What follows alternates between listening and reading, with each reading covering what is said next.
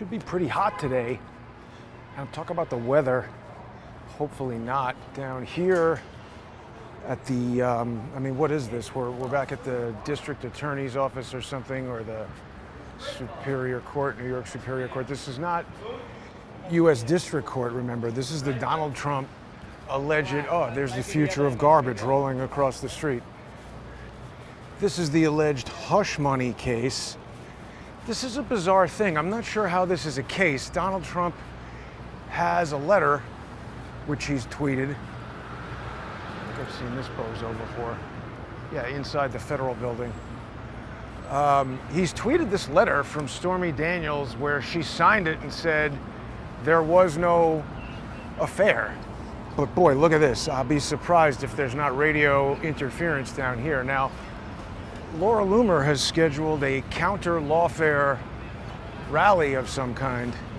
Laura is incredible. She's become an amazing counter-lawfare practitioner. Again, Laura's not a lawyer. I'm not a lawyer. Boy, it looks pretty, nobody's here yet. Maybe that's Laura's thing over there.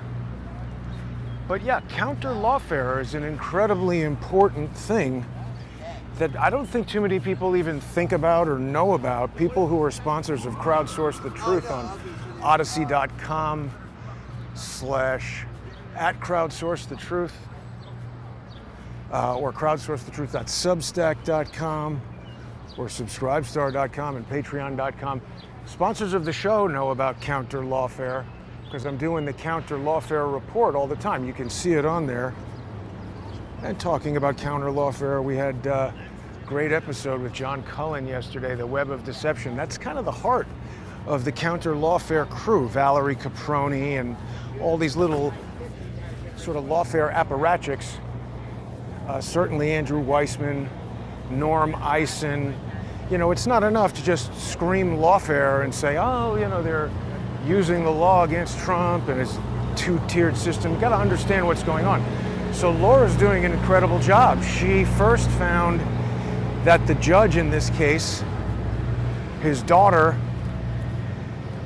is involved in some sort of PAC or some sort of company that's doing like millions of dollars worth of business with Democrats and meeting with Kamala Harris. Laura had all the evidence. People should check what she's got there on her Twitter. But then now what she's discovered is, remember, one of the key witnesses in this case is idiot attorney Michael Cohen. And I'm not really sure what's going on here. But Dunn's attorney Michael Cohen is like, you know, the star witness who had something to do with sending the payments. You know, he was representing Trump at the time. So keep in mind, the key lawfare play is to control your attorney, either after the fact or ideally they want to set you up with an attorney they control. There's lots of lawfare practitioners that we've seen. And so, you know, Michael Cohen is a key to this whole thing. And Laura's discovered evidence that his attorney, these people are so stupid, posted a picture of himself on Twitter, like the banner for his Twitter profile is him standing there with Letitia James. So there's a significant conflict of interest there. We could see Laura's being interviewed. Everybody knows now that Laura is so down with Trump that she can no longer be ignored. A lot of people like to disparage her. Look at the people waiting to speak to Laura. Excellent job. She has single-handedly raised evidence that could turn the tide of this case. Significant evidence. Now, see, the thing that's weird about counter-lawfare that serious lawyers don't understand, there's a lot of things actually. It's designed to stymie, you know, regular lawyers, and it seems to me the smarter and more serious the lawyer is. Hey, Andrew Giuliani, how you doing, man? How are you, sir? Good to see you. So everybody wants to go talk to Laura. I'll just hang back here and observe the events. That's pretty funny that Andrew Giuliani is trying to get in there. But look, she's an undeniable force of nature. Remember, the social engineers that have been trying to smash Crowdsource the Truth. They try to do all kinds of things to disparage Laura when she comes on the show. I think their goal is to just make it uncomfortable for anybody who would interact with me and make it so that they would prefer to not come on the show. I don't think that's going to work on Laura. She's a pretty independent thinker and hard to shake. Unflappable, you might say, but they try to flap her. There are a couple of people who have been longtime guests on Crowdsource the Truth. Larry Klayman, they came out hard against. Why are they doing that? It's because these people are effective, you know? When you see other people who, in the time that Crowdsource the Truth has been crushed, not everybody, of course, but there are going to be some people in there who are part of this and you just don't realize it yet. It's strange, isn't it? That the Emmys, the National Academy of Television Arts and Sciences, and the Academy of Television Arts and Sciences would spend over $1 million trying to shut down Crowdsource the Truth while all these other things are allowed to proliferate. I don't know, that seems odd to me. But everybody knows that Laura presented this evidence. I wonder what they'll say. I mean, again, the issue is once you engage in this counter-lawfare, you discover the evidence of cheating, getting it into court and having them agree that it's something they're going to do anything about, that's the problem, because we're basically, I mean, what's the goal here? We want the judge recused. Obviously, we want the case dismissed on the basis that it's all lies. I mean, you've got Stormy Daniels, the alleged person getting paid off, and she says no affair. So I don't understand how somebody else saying, yeah, there was, supersedes, particularly when that somebody else is a convicted felon.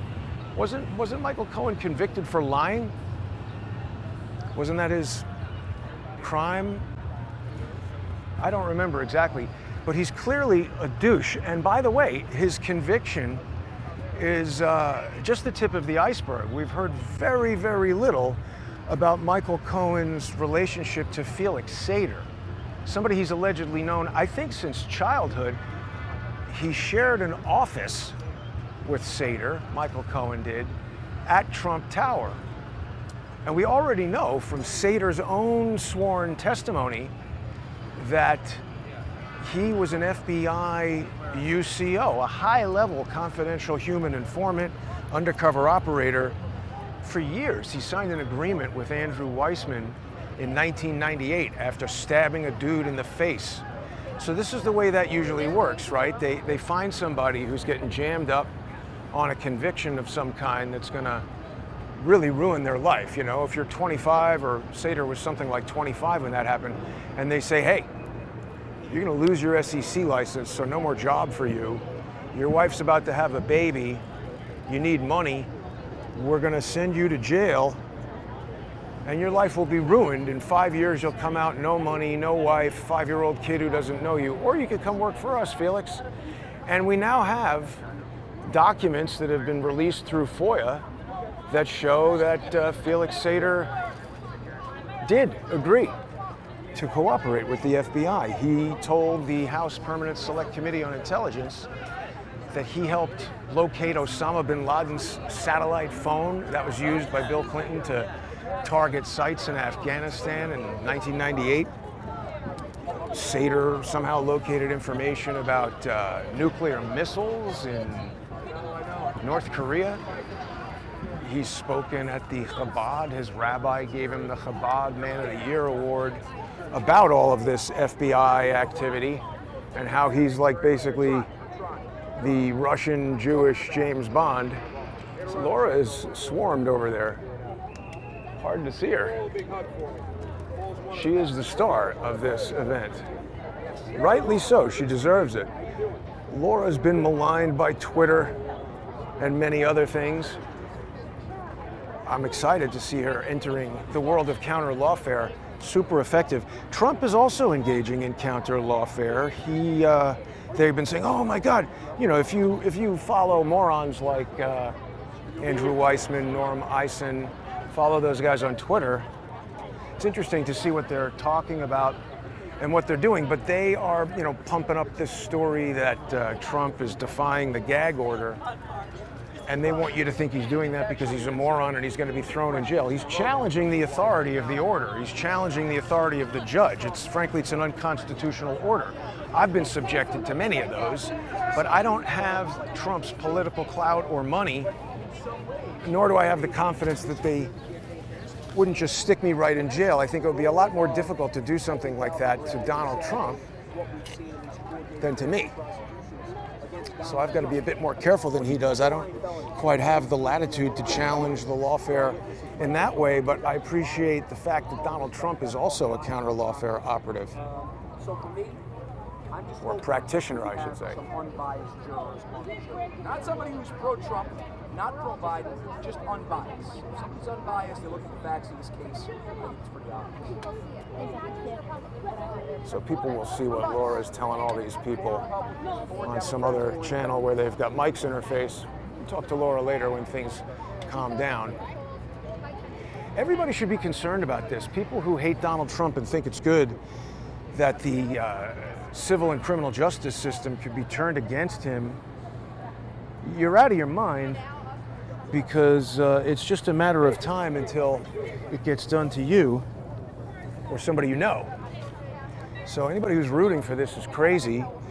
People who are here supporting Donald Trump, I certainly appreciate. You're supporting the Constitution, you're supporting the law.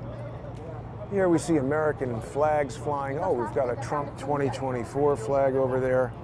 It's become so painfully obvious to basically anyone with eyes in their head and a brain behind it that Joe Biden is an absolute idiot. How many wars do we have going now that weren't happening when Trump was president? And now it's come out this morning. I don't know if this has been confirmed. They're saying that Biden knew of or approved this Iranian attack on Israel. By a lot of measures, it seems to have been a light show. I mean, they sent up a bunch of drones, which they said 99% of them got shot down. Now, by the way, when you do that, let's say you have hundreds of drones. Maybe they've got some way of calculating how many missiles are in this Iron Dome. You burn up a bunch of them. Maybe they're planning something else, and then the Iron Dome will be depleted. I don't know, but now, I mean, they're like, oh, there's going to be an attack. There's going to be a retaliation. It's almost like a TV show. But I mean, we know that Biden released money to Iran. It's obvious they're funding both sides, and they're just doing that to, whoops, thought I heard a click on the audio. To perpetuate wars. Of course, my pleasure. They love doing that sort of thing.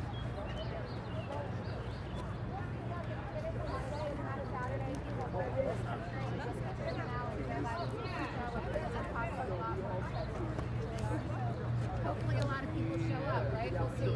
It is 8 o'clock. Happen to know who she is? This is Laura Loomer. Laura? Do you work for the press and you don't know who Laura Loomer is? Sorry, I don't. There she 25 is. years working for the press, too. Turn on Twitter. So Twitter is the whole world. In I flew in from Florida. Well, you should know who I Laura have a Loomer is. Twitter account for about 15 years, 10 years, never went on it once. That's a good way to be in the news business. Sorry.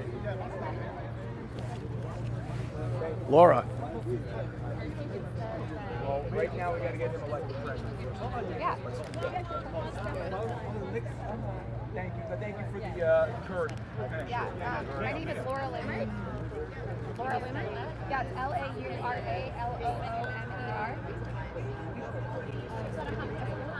I'm an investigative journalist. Organizer of rallies. Well, it's important to be here to support President Trump, the greatest president ever. Look at that wad of snot. Yet another witch hunt in America.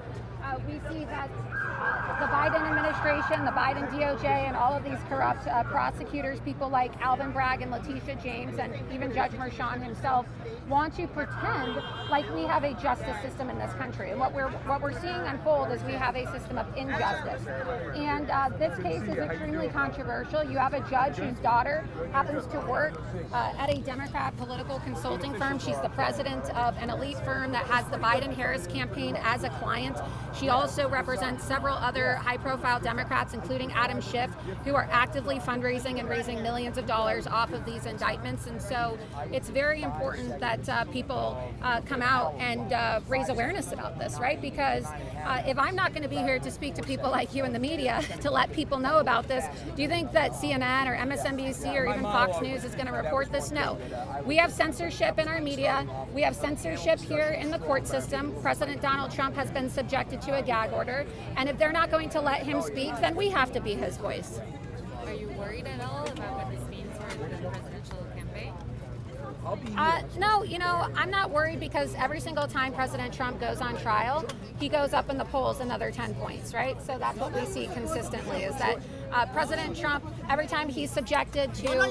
Hey, get out of the shot, lady. Every single time he's subjected, we're allowed to be wherever we You're want. supposed to be on the other side. No, we're Get allowed. out of You're the supposed shot, to be on the lady. other Get side. out of our Go face. get the cops. Get lost. I'll fuck it up for you. Get I out will of fuck here. it up for you. You're gonna Because get you're supposed to arrested. be on the other side. Go get the Go cops. on the other side. Get the cops, Go on you the other lunatic. side. You need to Get the hell Go out on of the here. other side. You don't need to be over Laura, there. how does it feel to have become the nation's Go most fuck off. effective counter-lawfare operative? Go fuck Practitioner, Look, excuse me. It's important that we're here today to fuck protest. off. Lady, get out of You're here. supposed to be on the, Get out do of our what? face. So what? And what?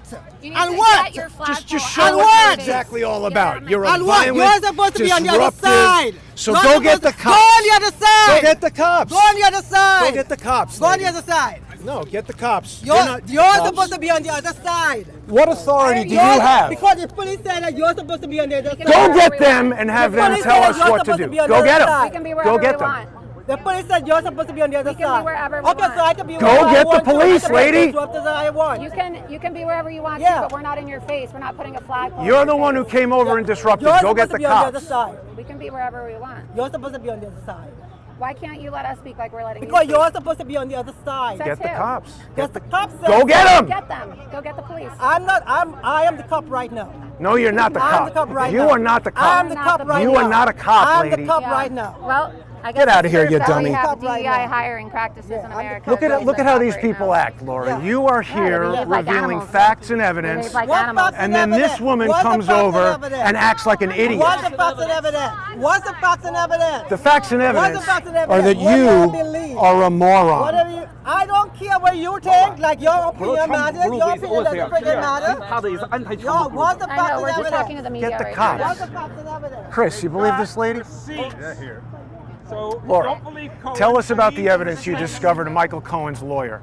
When a You're mafia supposed to be guy on the other says that's side. where the bodies Over are there's the buried, can be Trump wherever side. we wanna Over be. there's the Trump side. Go on the, He's go on, telling you the truth. go on the reality averse side.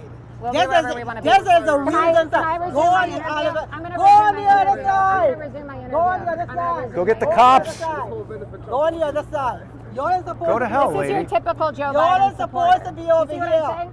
I am This is your fuck typical Joe Joe Biden Biden. supporter. Fuck Joe Biden. I don't give a fuck about Joe Biden. Okay, well, I don't give a fuck wanna about do Joe my Biden. interview. No I wanna Trump. do my You're interview. supposed to be on the other I'm gonna side. do my Go on the interview. other You're side. supposed to be in Go jail. on the other side. I'm gonna do my interview. Go on the other side. You're supposed to be on this side. Why are y'all over here? We go on the other side. Thank you. Go on the other side. I'm doing an interview. Exactly. Go on the other side. Let her go on. Go on the other side. She's a person standing here. She's Go on not. the other side.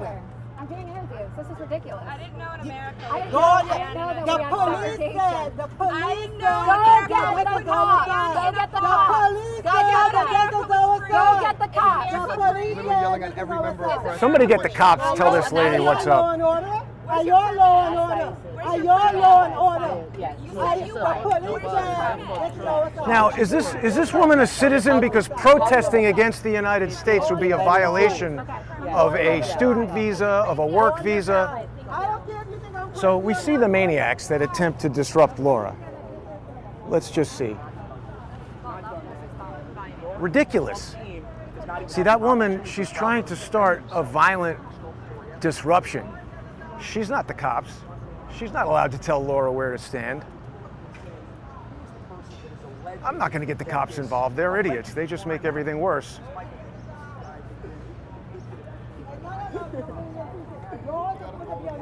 Hey, are you a citizen? Are you a citizen? Because if you have a visa to be here, protesting is violating Here we it. go. Here we go. Are you a citizen? You have an accent? Here we go. Are you from a foreign country? Protesting the United States is a violation of a visa. The racist motherfuckers. Let's get Here the it cops. already. Oh, I have to. Oh, the racist motherfuckers. Are you an Right? immigrant? Do you have a visa? What? Are you a permanent resident? And what does it matter? Because it's a violation of Okay, a well, call the police visa and lock me up. to Call it- protest the call United the police States. and lock me up. You're the one Call calling for the and lock police, me you up. dunce. Because I'm an illegal immigrant. Call Are the you an police. illegal immigrant? Call the police. Even if you're a legal immigrant, if The you're here on a racism doesn't visa, take long to you cut. cannot The protest the racism United didn't take States. long to It's cut. not racist The to observe that you have an racism didn't accent take long and to you're a cut. moron. The racism did not take long to bubble up at all. What? The racism did not take long to bubble up at all.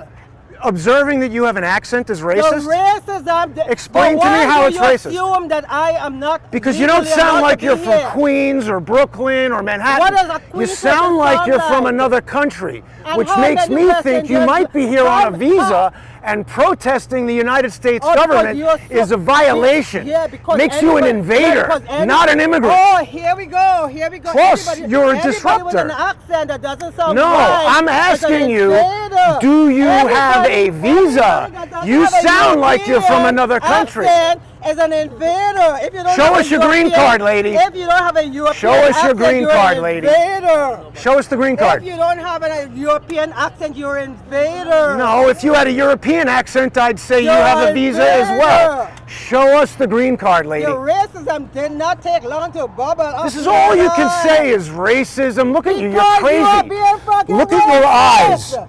You are a lunatic, What lady. my accent had to do with anything? It indicates What you're my from a accent foreign had to do with country. anything? Shut your mouth and listen for a second. No, you It indicates no, you're you from a racist foreign motherfucker. country. You shut up. You racist motherfucker. You don't get to tell me. to So shut up. accents You don't mean get to I'm tell- racist.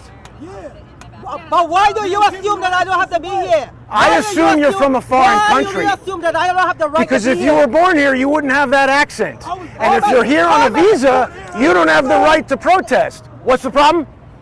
So because I have an accent, all of a sudden I'm an invader. You're from another country. So Where's your what? visa? America's made up of You're in immigrants. violation of a visa to be made up of protesting. immigrants. Look, you're a moron, America's lady. made up of What's up with this immigrants. America's I'm made a up of pro-Trump, but those immigrants. questions sound kind of You're ridiculous. opposed to the It question? is fucking Pro racist. Trump, It is but you sound a fucking little racist. ridiculous because It what's is the problem with fucking her? If you have a visa to be in the United States, protesting against the United States is a violation of a tourist visa, a student visa, and a work visa. So if you're here on a visa, you cannot protest the government. For our side, I am pro-Trump, 100%. I do not agree with this lady at all, but your questions seem very fishy to me, and you must be a Fishy? Fed boy. Fed boy. Okay, let me explain something to you. No, come on, your The questions woman sound has an ridiculous. accent. Listen to me. Who cares? That What means does that she's mean? I'll explain it to you if you listen. That means she's here from another country. Uh-huh. So if she's here on a visa, But you don't ask those student questions. visa, work But you don't ask those visa, questions.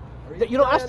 tourist visa, protesting the government is a violation of those But how do things. you even know that? Just because of her freaking Because she accent? has an accent. She doesn't sound like she's from New York. What do you mean she don't sound like from New York? The whole New York is accent. You sound like you're from New York. I am. Okay, so that's what I'm saying. I don't presume that you're here on a visa, but she sounds Well, like why? What- she what- has what- an what is the- accent and she's here on a visa. Oh, so if I and was to so talk to you in Spanish right protesting now, the I'm government, Dominican. I would protesting the government if you're here on a visa is against the law. Whoever's It's that on her simple. side, I don't agree with this guy. I feel like he. Dude, might I am not on your side. I am not on a pro-Trump. side. I stick with. I Trump, am on the but I side think of the anybody on our side Constitution. sticks with this kind of lingo, and I think he might be here for that purpose alone.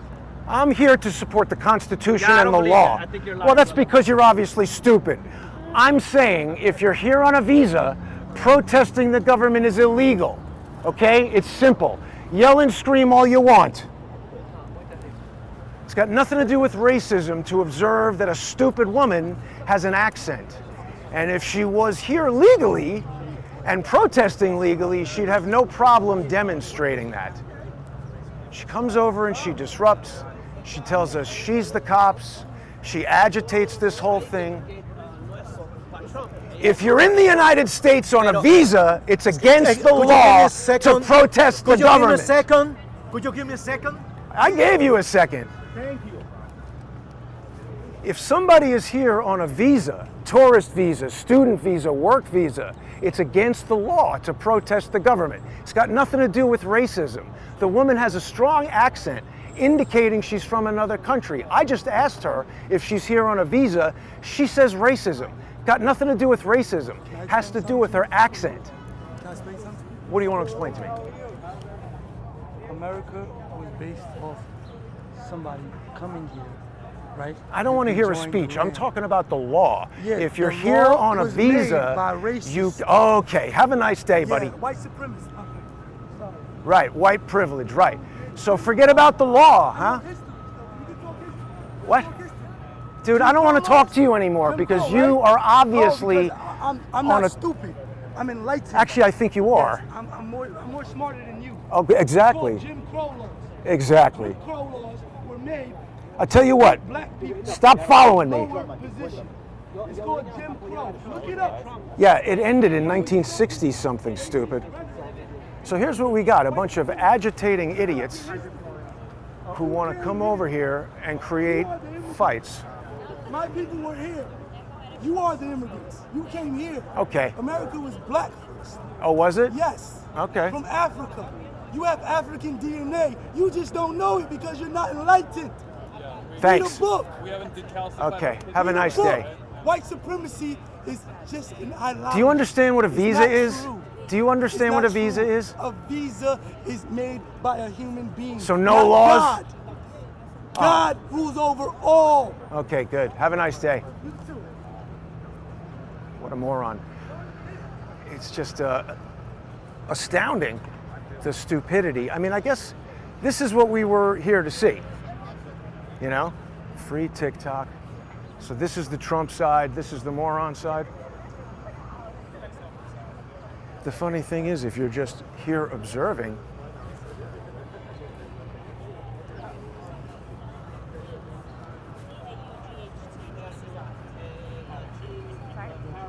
Oh, Dodry, like the guy. Una vieja que se ve nada de lo que Trump ha podido agarrar en todo. if you're in the United States on a visa, it is against the law to protest the government. That's the bottom line.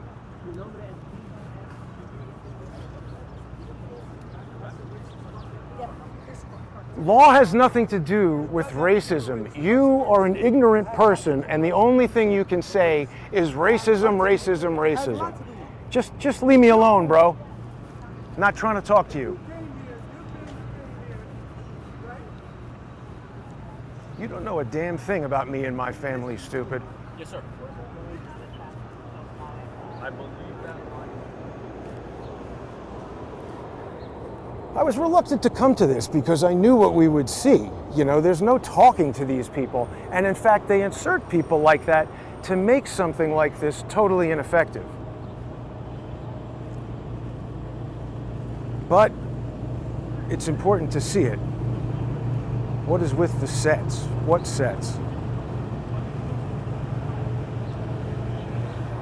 Yeah, whatever, let them, they're gonna say, oh, racism. I didn't say anything about her race. I said her accent sounds like she's from a foreign country. It just shows how these people, they have their assumptions. They don't know what the hell they're doing. We've got all the cops texting, of course, not paying attention to any of the disruption that's going on, just looking at their phones.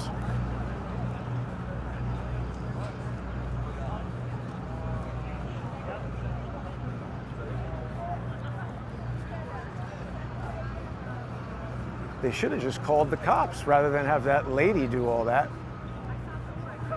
Another circumstance would have had a bad outcome. Yeah, we got all the social engineers here.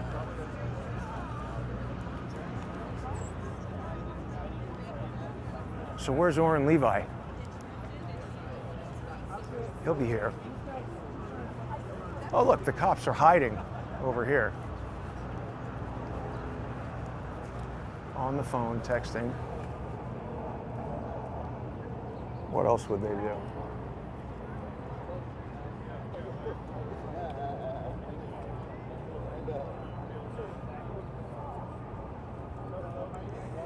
It's interesting to observe. I mean, when you're interacting with people who you might think are normal, they have all these thoughts in their heads.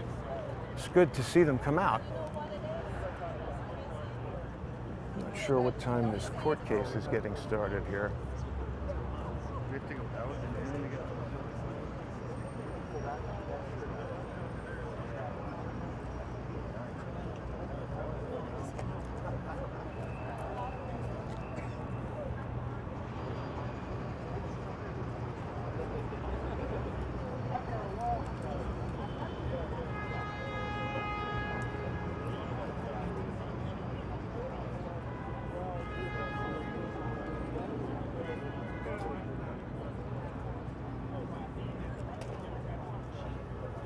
Yeah, the cops don't know, the laws aren't enforced. I believe I know. Johnny Tobacco, how you doing? What's happening? Where's Orrin Levi? So this guy's part of the Staten Island social engineering crew who were involved in January 6th and the fake hoax at Mac's Pub.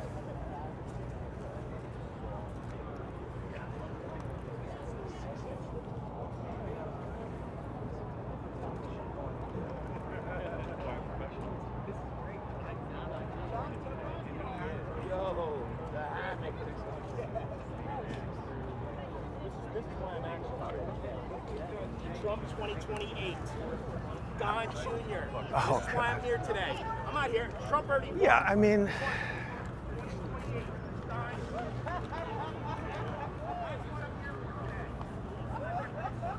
this is a nonsense show here. Came to observe the nonsense.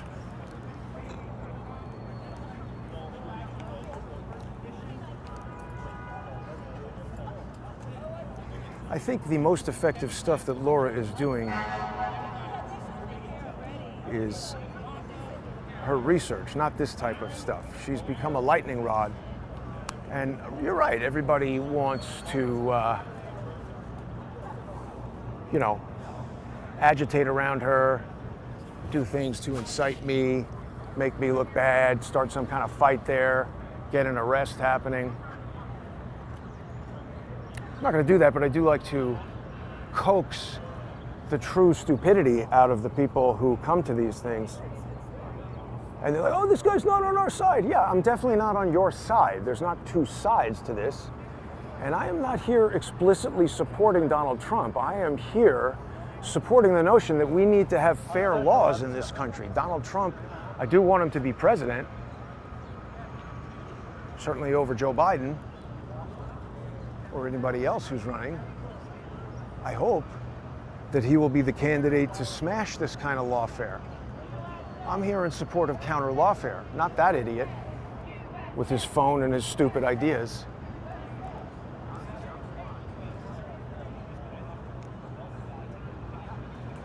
Dude, you're the fool and the racist. Can I get a selfie? That one, yeah, perfect.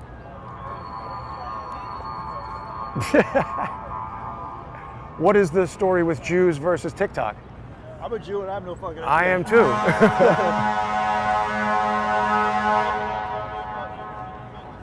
Did you hear this report that apparently Joe Biden knew about or somehow approved this Iranian assault on Israel?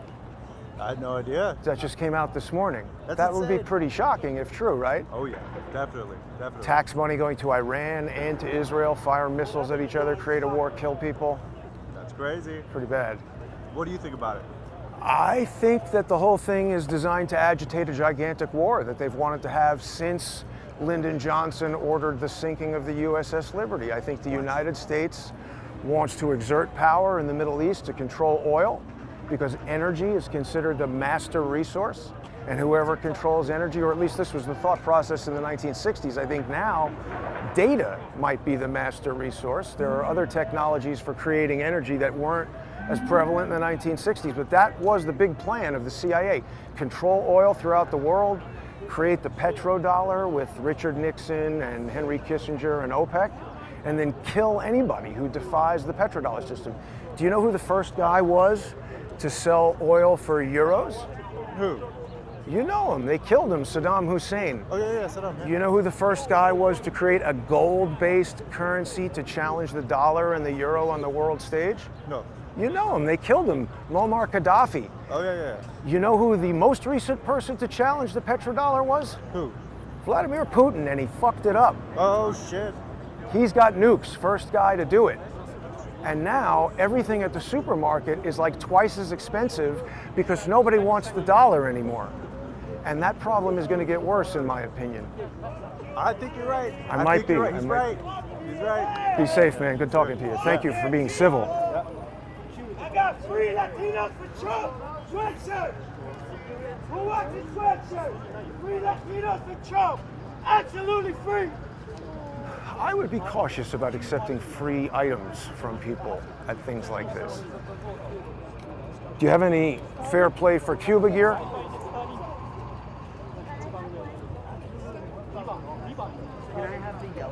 Absolutely. Are you a Latino? Are you a Latino?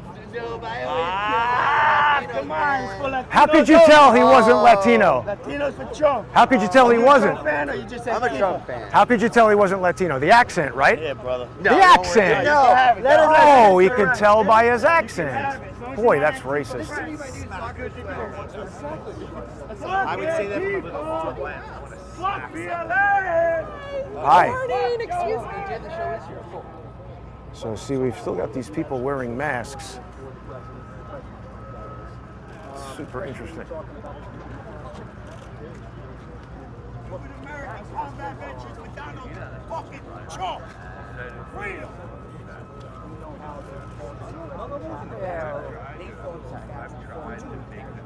Starting to fill up now.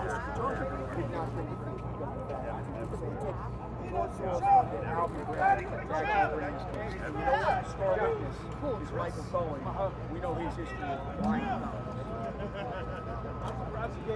I don't hug. What about me? She slaps me. That's not a lot of touch yet. So some people say, you know, it's a waste of time to speak to these people. Yeah, it's true. I mean, obviously, a lot of downside, but we want to see who's coming out to these things. To some extent, just being here and documenting who's here is interesting. We wouldn't know anything about Orrin Levi and Johnny Tobacco and all those guys who he ran into on January 6th, who are also present at Mac's Pub. See, I don't agree with that. You should not be having a flag that conflates the U.S. flag with another flag. And that is, I believe, a violation of flag protocol and just not something that should be done. This is the United States of America.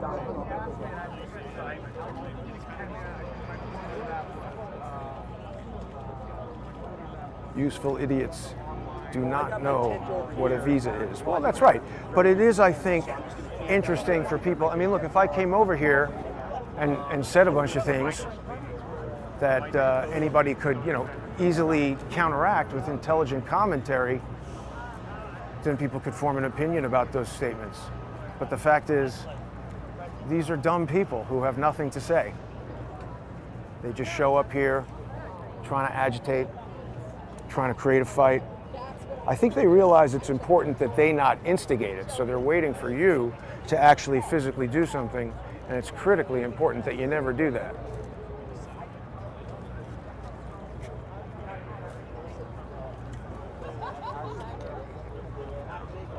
Hey, Paul, how you doing, man? How are you? I'm well. You're writing some great stuff on Substack. Thank you very much. I appreciate it.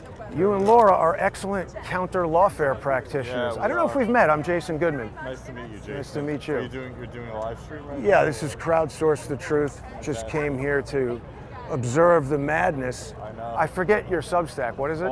Just Paul Ingrassia's Substack. So ING. INGRASSIA. I just released a new article this morning about what's going on down here at the courthouse, this trial, this political prosecution against President Trump. You're seeing many New Yorkers kind of assembling here early on, pro-Trump supporters. This is a protest or a demonstration being put on by the New York Young Republican Club. Oh, really? I didn't know that. Board member, yeah. You're also an associate with McBride Law, aren't you? I was. I no longer am. Oh, okay. But, I used to be an associate with him. But an attorney. Yes, yes. And yeah, we're here right now. It's it's an incredible day for a lot of different reasons in our country's history. It's a sad day, but I think President Trump's going to come out on top, stronger than ever, as usually does. How can they have a case at all if Stormy Daniels gave him a signed letter?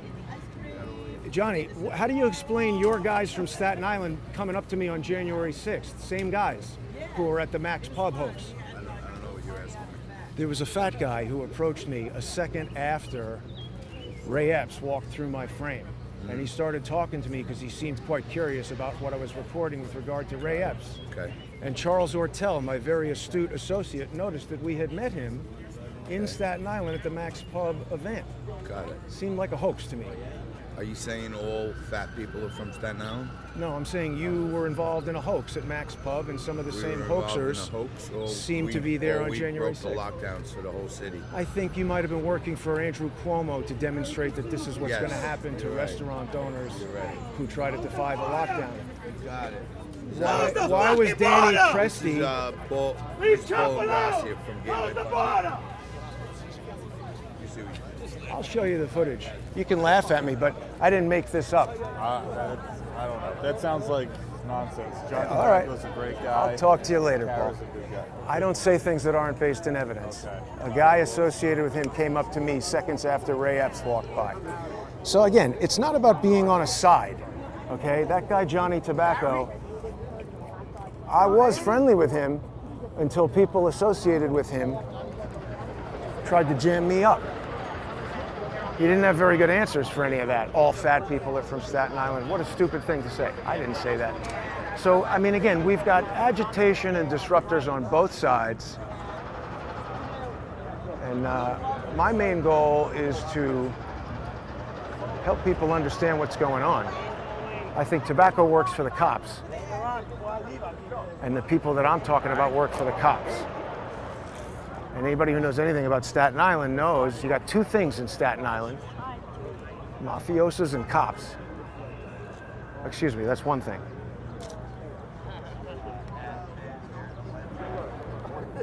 I didn't come here to make friends. No, sorry to hear that.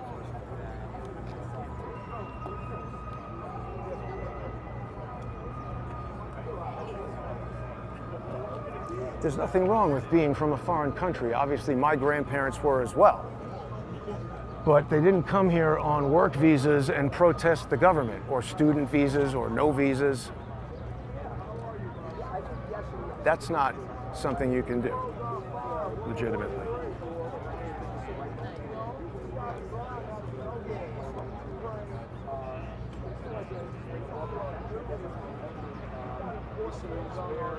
Yeah, I guess these people don't have jobs to go to on Sunday or Monday. And Johnny Tobacco, he had a show on Newsmax with an audio feed that overmodulated every single time I watched it. So what kind of professional crew is that? Makes no sense.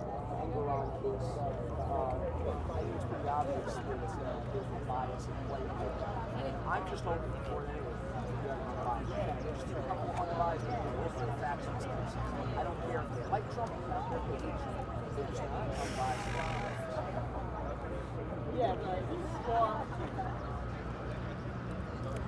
I don't know really if we're going to see much more than this. Trump will arrive in a bulletproof SUV. He'll get out and wave.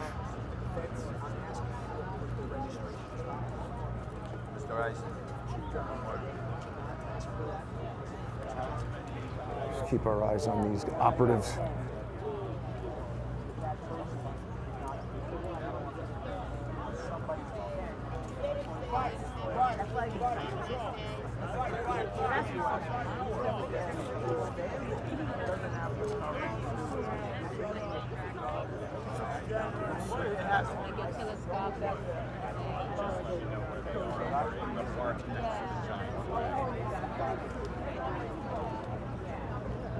A lot of people like to do things you're not supposed to do, like smoking in parks. Cops don't care.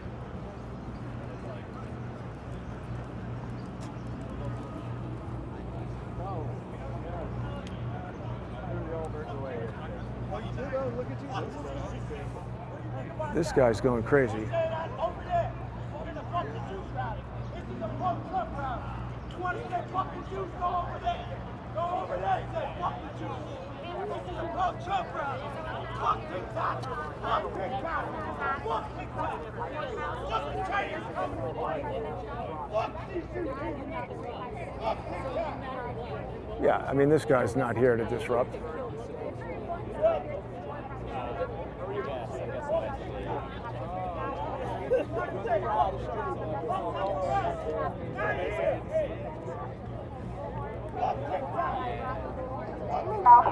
Donald Trump did nothing wrong. Donald Trump did nothing wrong.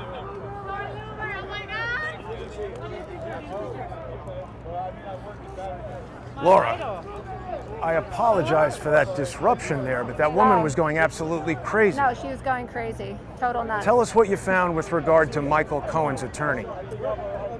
Well, he's a guy by the name of Andrew Lawfare,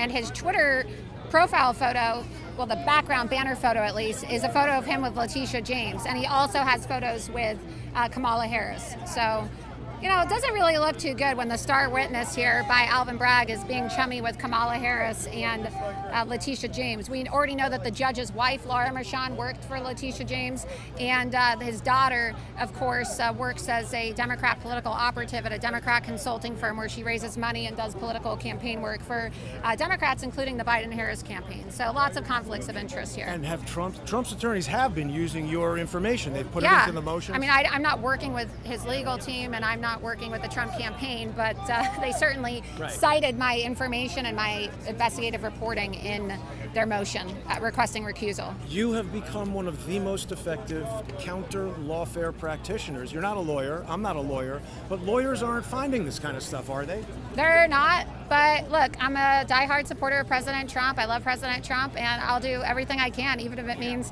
weaponizing my investigative skills to support him and expose these people. You're doing great, Laura. Thank you. Have a great day. Okay? And my good friend Jason, who I love. I love you too, Laura. Take care.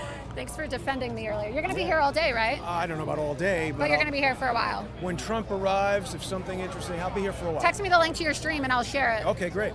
I'm starstruck. You are the reason why I left the Democrat Party. Oh, really? Oh my God, I was a far left extremist transgender my whole life.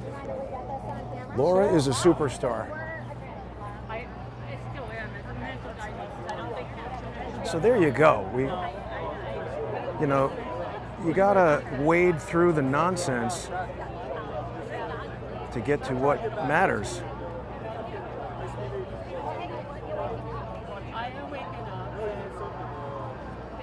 Send her the link.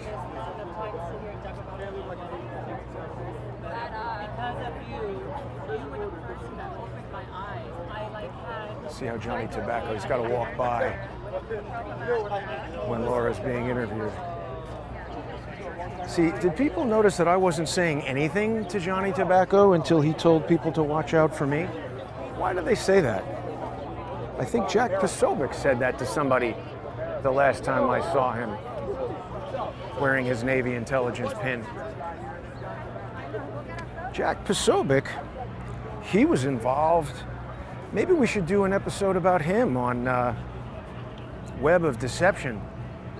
I was going to a film screening event that he personally invited me to when, looks like all the press is running this way for some reason, when George received that BlackBerry from some drunk guy who he seems to think is the biggest deal in the world. Just as recently as a few days ago, I saw George publish a tweet. He's got me blocked, so he likes to tweet about me when I can't see it. I guess Trump is arriving.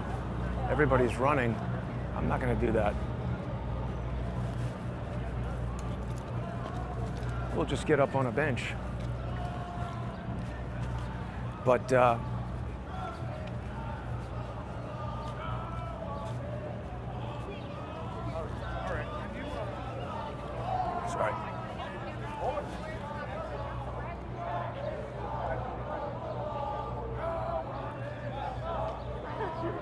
Not above the law, it says.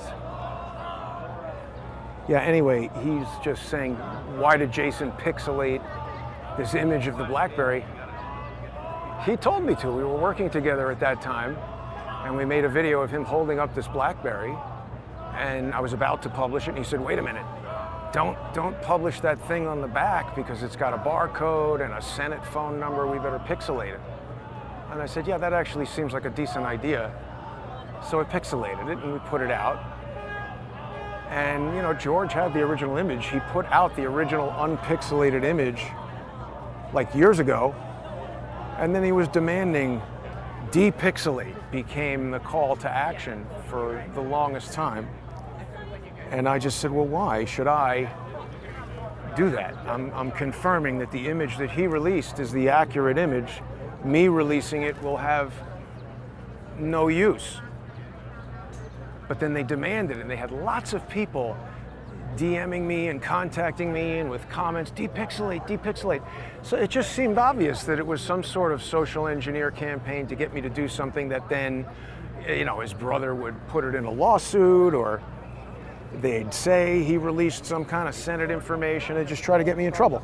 So he keeps asking that question, why did Jason pixelate the thing? Why won't he depixelate the thing? And when I answer, just like these morons over here, he has no sensible response.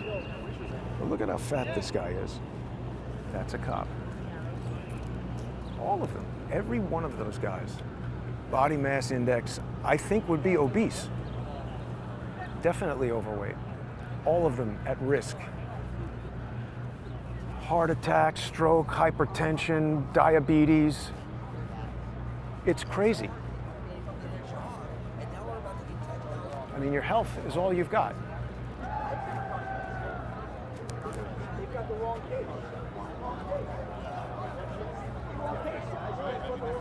So again, they've got the different waves of disruptors that they're going to send in, try to make this event look bad, try to make people look violent.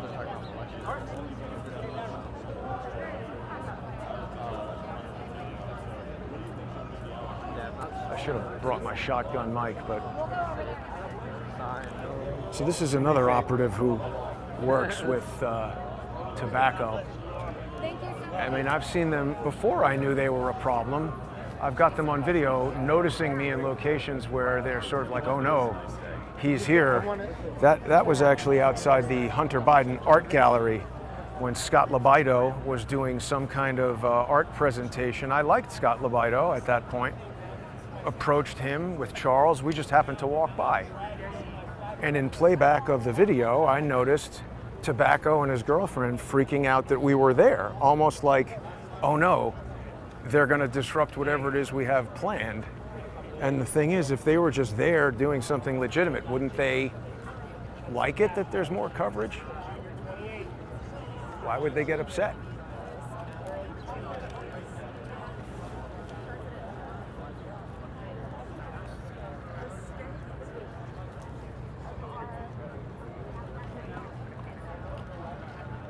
Guy looks like he's looking at me. Let's see if he turns around and looks at me.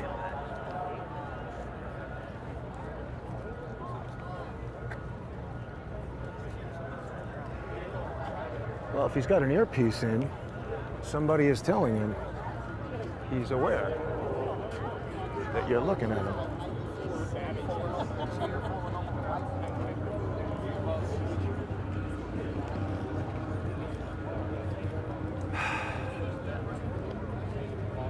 So they had people on the ground January 6th. Wouldn't they have that here as well?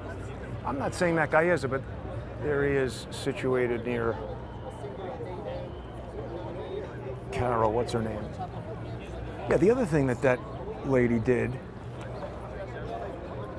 was she invited D-Money, Desmond, what's his name, clearly a Black Lives Matter supporter, to speak at one of those New York freedom fighters, you know, Joe and all of those, Sylvia and what was the guy's name? I think he moved to Israel. Andrew, I don't remember his name. But she invited that guy to speak, and he just went up there saying all kinds of inflammatory stuff, upset everybody within 2 seconds. And they will tell you, oh, it's because we wanted to find common ground and basically cooperate with BLM. But that, I mean, okay, maybe if you had a reasonable person supporting that, you could do it, but that's like kind of an oxymoron. Look at how huge that anti-Trump rally is over there. That woman proved if you stink up the joint enough, everybody will leave.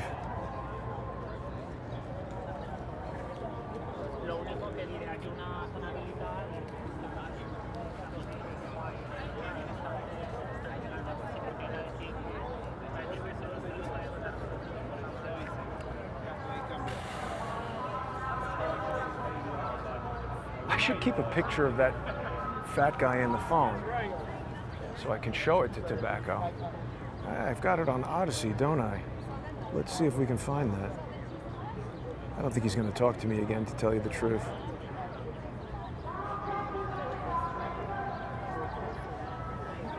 Somebody's now coming with organized agitation.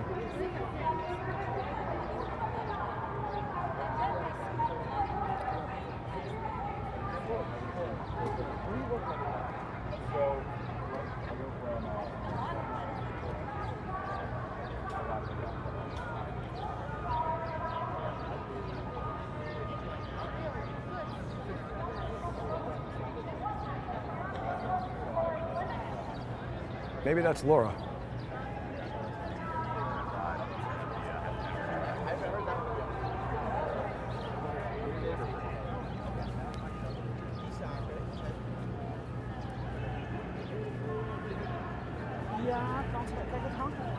It's funny, this January 6th video usually comes up right away, and now I'm not able to find it. Whatever, we'll leave Tobacco alone.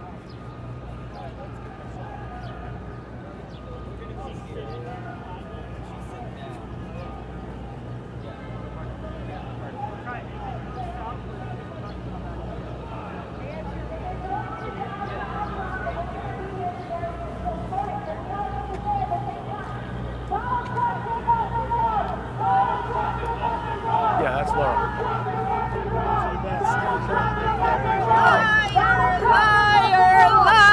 Trump did nothing wrong. We're going to be here every single day talking to all of you fake news Jeffrey, and letting you know that Donald Trump did nothing wrong until you start to report the truth.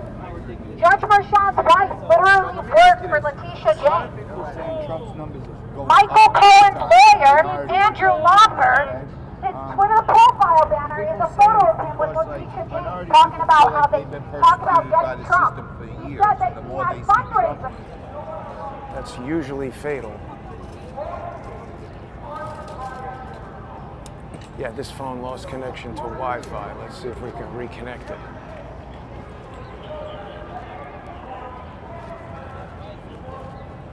I think it's all the Wi-Fi in use over there.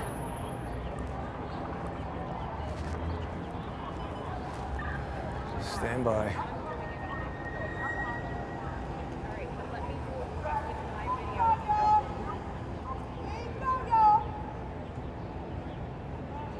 Come on.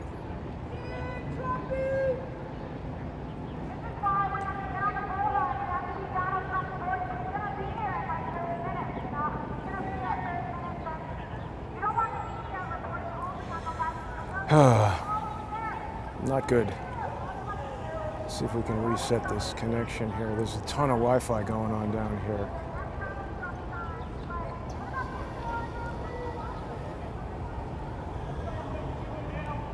Well, let's see.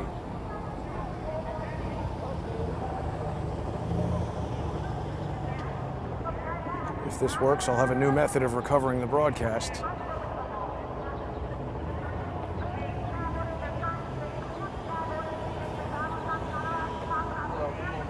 Very disappointing that the second Laura starts talking, this stops. I'm with sanitation. I'm not NYPD. There's NYPD guys right at the gate over there. Try to Ask them, see if they can get. See if I can get away from this radio cluster.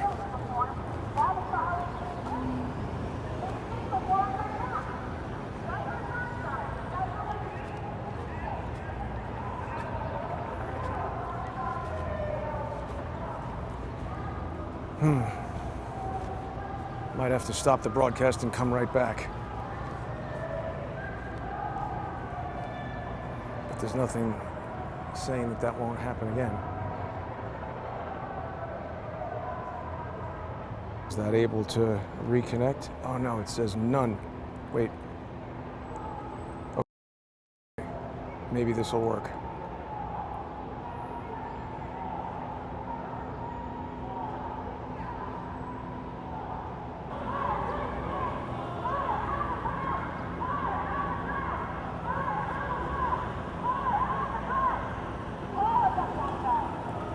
Let's see, it looks like it worked. Still on the same stream. Hey. I'm telling you. Computers fear me. AI is not taking over so quickly. People are smart. Standing near those radio trucks is not good for my broadcast. Let's, satellite trucks. Let's go over here by the cops. Aha. Oh, they've corralled this protest. Is this Elon Musk?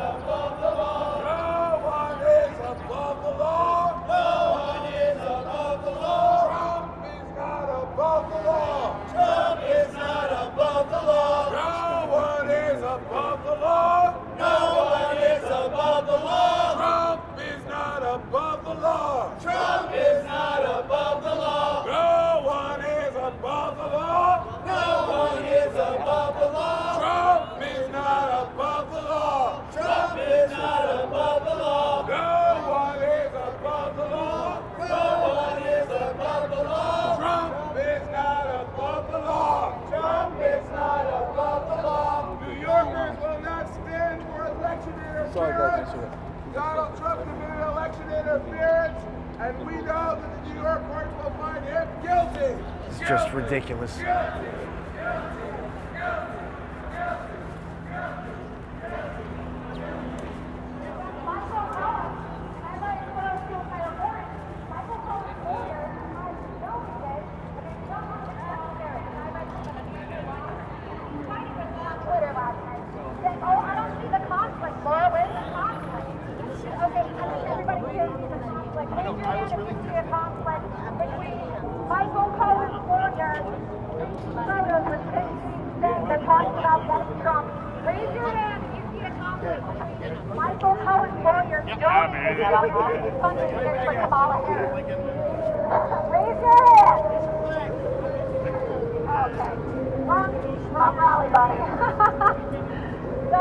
We're here today. We have to support Donald Trump, and everywhere you go, you got to tell people that Donald Trump is nothing wrong because he can't speak. He's not allowed to speak. We have to be his voice. He's not allowed to talk. They're literally threatening to throw the leading candidate in jail because they don't want him to defend himself. Everybody else is allowed to defend themselves except Donald Trump. It's unbelievable. And I'll tell you, you're here today, you're just an observer, or you're with the media, or you're not a Trump supporter. Just know, if you ever find yourself in some kind of an issue with the law, you might be treated the same way. Do you really want the person that's accusing you of a crime and overseeing your trial to be related to somebody that is trying to pursue charges against you or is financially helping those people? No. No, you don't. So if they can get away with doing this to Donald Trump, who's a billionaire, okay, who's very rich, who's very powerful, the most powerful man in the world, what are they going to do to you? Doesn't matter if you're white, black, Hispanic, Asian, rich or poor. Okay, clearly the billionaires are not exempt, right, from justice in America, as the left likes to say. They're going after Donald Trump, and it doesn't matter. It doesn't discriminate. Weaponized government doesn't discriminate. You're going to find yourself in a gulag, whether you're a billionaire, whether you're the president of the United States, or whether you're just an everyday American, especially if you're a Trump supporter. And we can't allow for our families, our children, our future grandchildren to grow up in a country like this. We have to protest against it. And so I just want to thank everybody for coming here, and hopefully, President Trump's going to be here in like 20 minutes or so, and then we can give him a really nice welcome. He's here all day long. This is going to happen every day for the next 6 weeks. And so every day we need to have people. I know people have jobs, everybody works, but every day we need to have people out here supporting President Trump. I flew in from Florida to be here all week, and if you live here in New York, make some time every single day if you can, or at least for some of the week throughout these next 6 to 8 weeks to come out here and support Trump, because we can't allow for the left to control the narrative. They got here this morning, and you know what the guy said to me? At 8:01. I said the media should be here at 8:01. And the guy goes, oh, there's nobody here to support Trump. Yeah, because you're not actually reading the flyer that said media staging at 8, people are going to arrive at 9. And meanwhile, there were 100 Trump supporters on the other side. These are dishonest people. You have to do what you can to get in their faces peacefully, not inciting violence. Get in their faces and tell them the truth. Say that you're here today to support Donald Trump, to be his bullhorn, to be his voice, and remind them that Donald Trump did nothing wrong. Or else they're going to poison the minds of the millions of people that they broadcast to. This is the importance of independent media. All of you have the ability through the First Amendment to be citizen journalists and activists, and you need to make your voices heard. USA! USA! USA! USA! USA! USA! That was a risk, but it worked. USA! USA! USA! USA! Well done, Laura.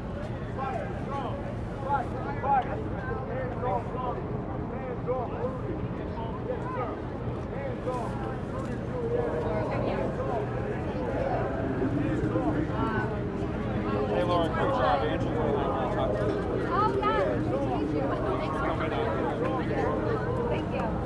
Well done, Laura. Thank you. Thanks, Laura. Thank you.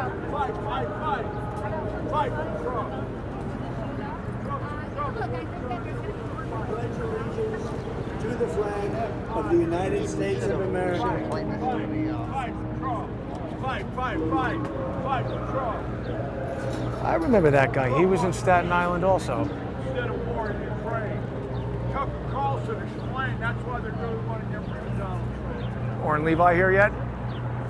Why are you smiling? You know him. Ah, so he is Mossad. His brother told me they're Mossad, and it looks like they work for the NYPD, and you smiled when I asked about him. God, the cops are stupid. God, that more evidence. You see, this is why I come to these things. He smiled. I wish I had that on camera. Amazing. You learn a lot of things walking around New York City.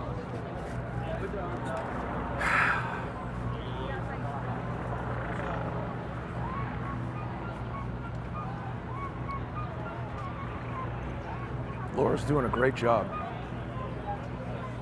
Yeah, I think we got buffering happening from just the amount of radio interference here. I hope all broadcast channels are still getting the show. They behave differently when the stream cuts. So this maybe is a separate one on Odyssey. Thanks to everybody who's watching on Odyssey and sponsoring the show. I'd have been gone a long, long time ago if it wasn't for the people sponsoring the show. And Odyssey is a great way to do it. Odyssey is the most economical way to sponsor Crowdsource the Truth. As little as $3 a month plus a 58-cent Odyssey fee.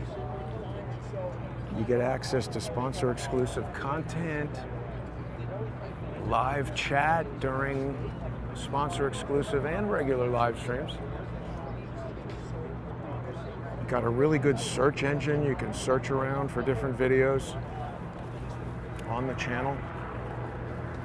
And it's become the largest repository of legacy Crowdsource the Truth content on the internet, even if you subscribe for free. It's supposed to go up to 70 degrees today. Always love seeing you. I'm here to show some support today, though, so we'll see you later. I don't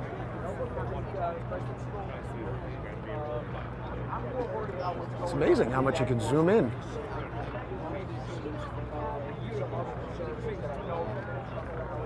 That's not the strongest zoom lens on an iPhone, but it's among.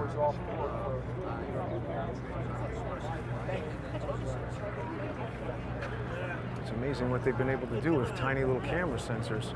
So I guess Laura said Trump will be here in about 20 minutes. You gotta give him money because, you know, Putin doesn't take our calls anymore. It's pretty funny to see these encounters of Laura and Trump.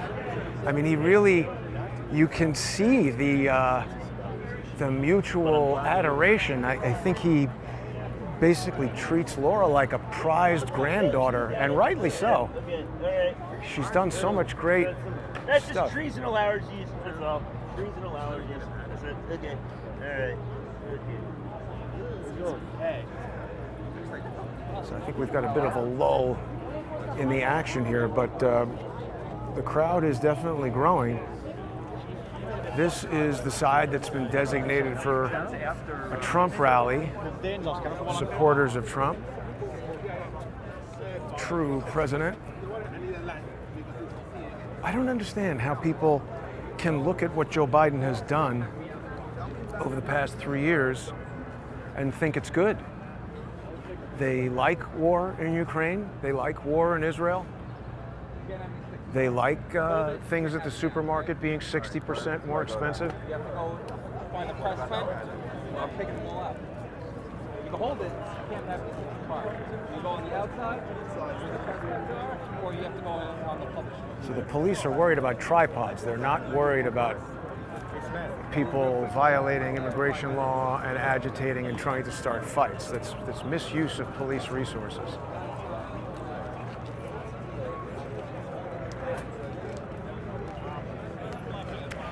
Although I guess it's a decent idea in that people are going to get whacked over the head with those tripods. Newsmax with Johnny Tobacco. Is he overmodulating? Because if not, he's got to adjust that.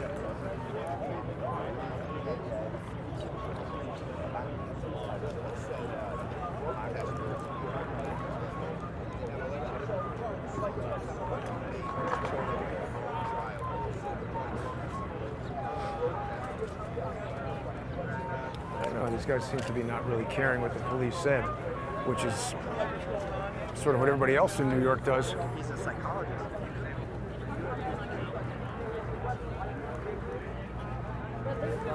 A lot of coverage here today.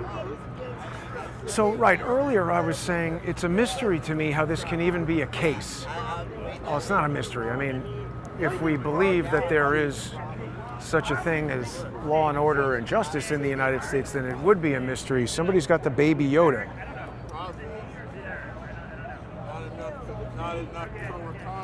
Right. Why the baby Yoda? Why is the press on the wrong side of the table? I don't understand why the press is on the wrong side of the table. What side of the table? You're standing on the wrong side of the table if you're press. Do I have a press pass? Are you press? I mean, it's up to you. I'm just a guy asking questions with a camera. Why the baby Yoda? Right, and I'm asking you a question because right now, on that side is the non-Trump supporters.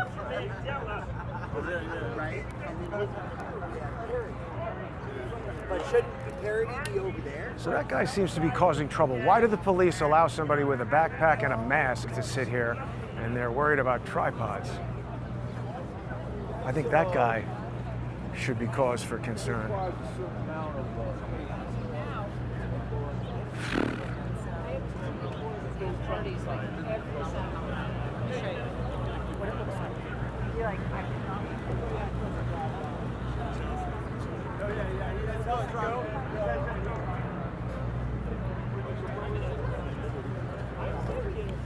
Let's go to the comments, see what people think so far. Oh, what else you got? Looks like we're still live. I hope we're still live on Odyssey. How are people doing on Odyssey? Can I see my live chat here on Odyssey? I don't know if I can in this interface. We'll go back to YouTube here.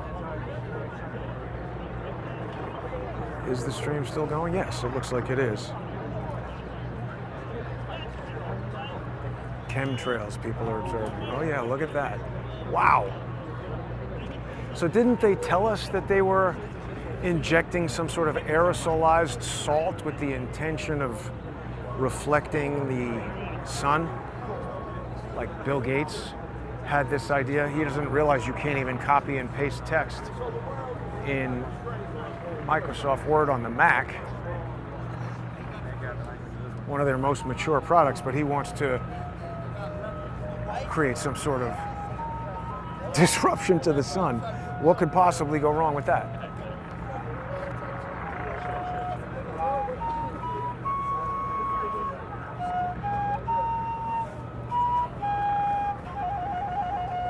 Yeah, that's nice. Right in front of my shot. I did? Oh, he did. No, not you. Sorry.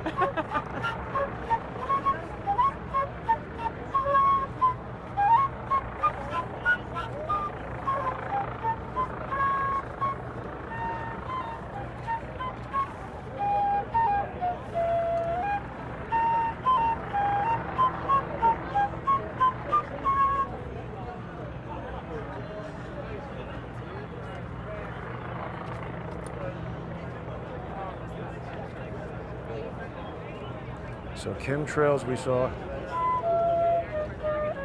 Someone's asking if Scott Libido is here. I haven't seen him. There's a law passed in Tennessee against what? Etiquette used to be against the law. Etiquette says not to wear the flag on clothing. That's interesting. Yeah, right. I mean, you can have a flag on your clothing, or you could have red, white, and blue clothing, but if your stuff is made of a flag, that's mocking. Interesting. I hadn't thought about that. But remember that photo of Seth Rich.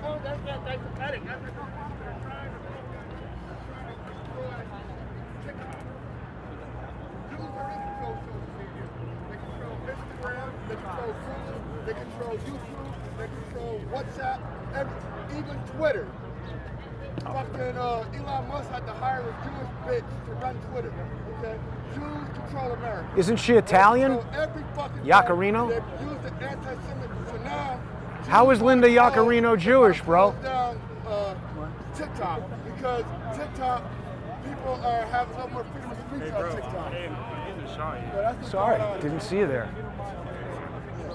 Every fucking apartment building here is controlled by Jews. Jews own they are so fucking wealthy that people can't wrap their mind around the wealth and the power. This guy's a moron. Enjoy your shot, bro.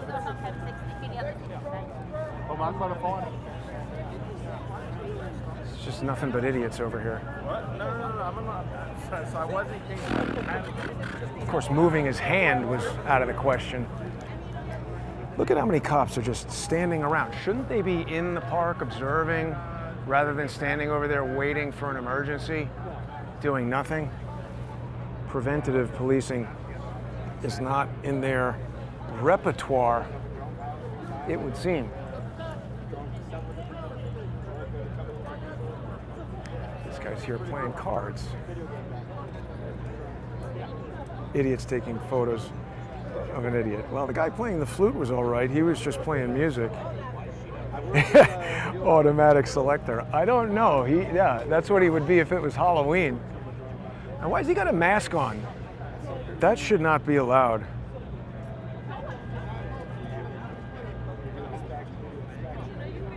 Right. Do you go out dressed in a patch? No, I'm saying if you had a patch of the flag, obviously that's okay. But I get it that making an entire suit of clothes out of the flag is not something to be done. I agree with that. I've never done that. They're on overtime. Of course they are. This is another reason why this is a travesty of justice, because however much the police are paid to do whatever it is they're intended to do, they really aren't doing it. And now here they are getting overtime to stand around doing less of it. It's amazing.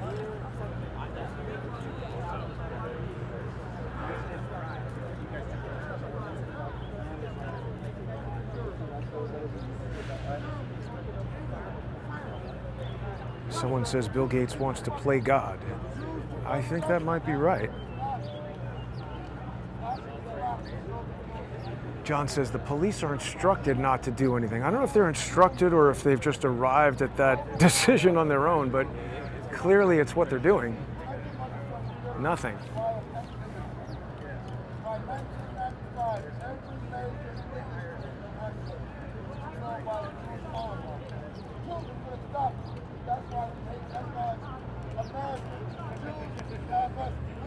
You're always getting your best information from a masked, screaming. Was this the guy holding the TikTok sign or whatever? Well, yeah, I've seen that guy outside of Trump Tower, didn't I? And he got really mad when I asked him about why he's wearing a mask. I don't think you should be able to protest in a mask. I don't think you should be able to agitate like he is in a mask. I mean, if you want to wear a mask for your health, I disagree, but whatever. He's allowed to do whatever he wants, I guess. But it should be, you know, this guy can come here. He's got God knows what in the backpack, agitating, causing fights. Nobody knows who he is.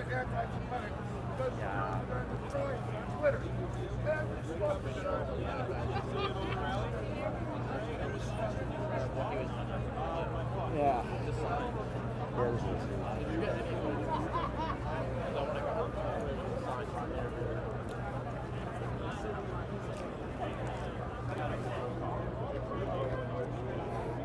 So, I mean, even here in New York, this is the Trump side.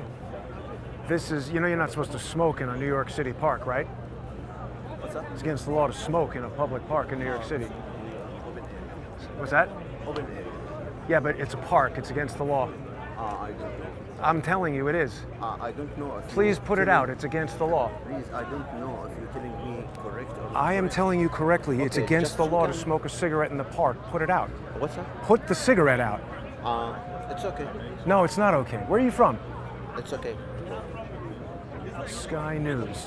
Put the cigarette out. Put the cigarette I out. will search if this is allowed or not allowed. It is not allowed. Okay, if I will check. It's Come not with allowed. me. We'll go look at the sign and we'll talk to the police.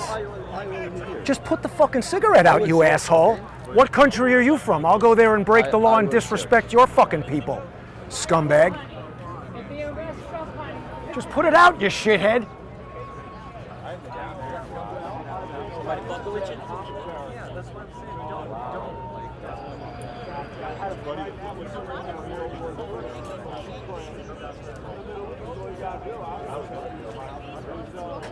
You see that? Smoke-free parks and NYC I beaches. see. Put the fucking cigarette out. Yeah, I see. Put it out, dick. Thank you. Step away from me. I don't follow Back you. up, motherfucker. Stop. Stop advancing on me, you piece of shit. Come to this country and break the law and give me fucking guff. You're breaking the law, asshole.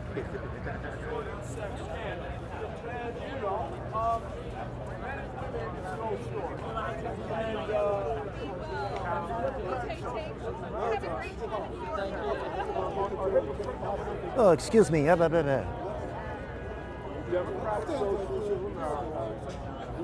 Yeah, Johnny Tobacco fan, exactly. Go smoke in your house.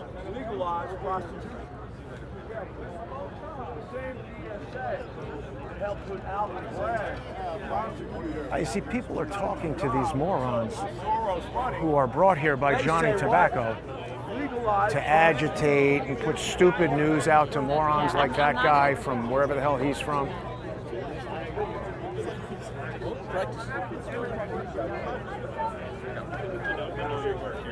It's simple. You come here, respect the people, respect the laws.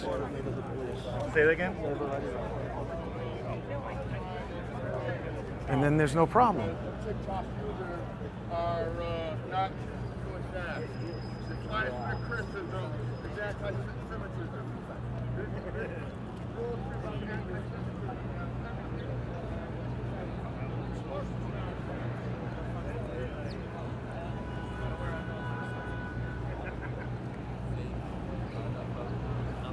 I couldn't tell what that guy's accent was like, but you know, go to Dubai or someplace like that and break the law and see what they say. Obviously, the cops aren't going to do anything.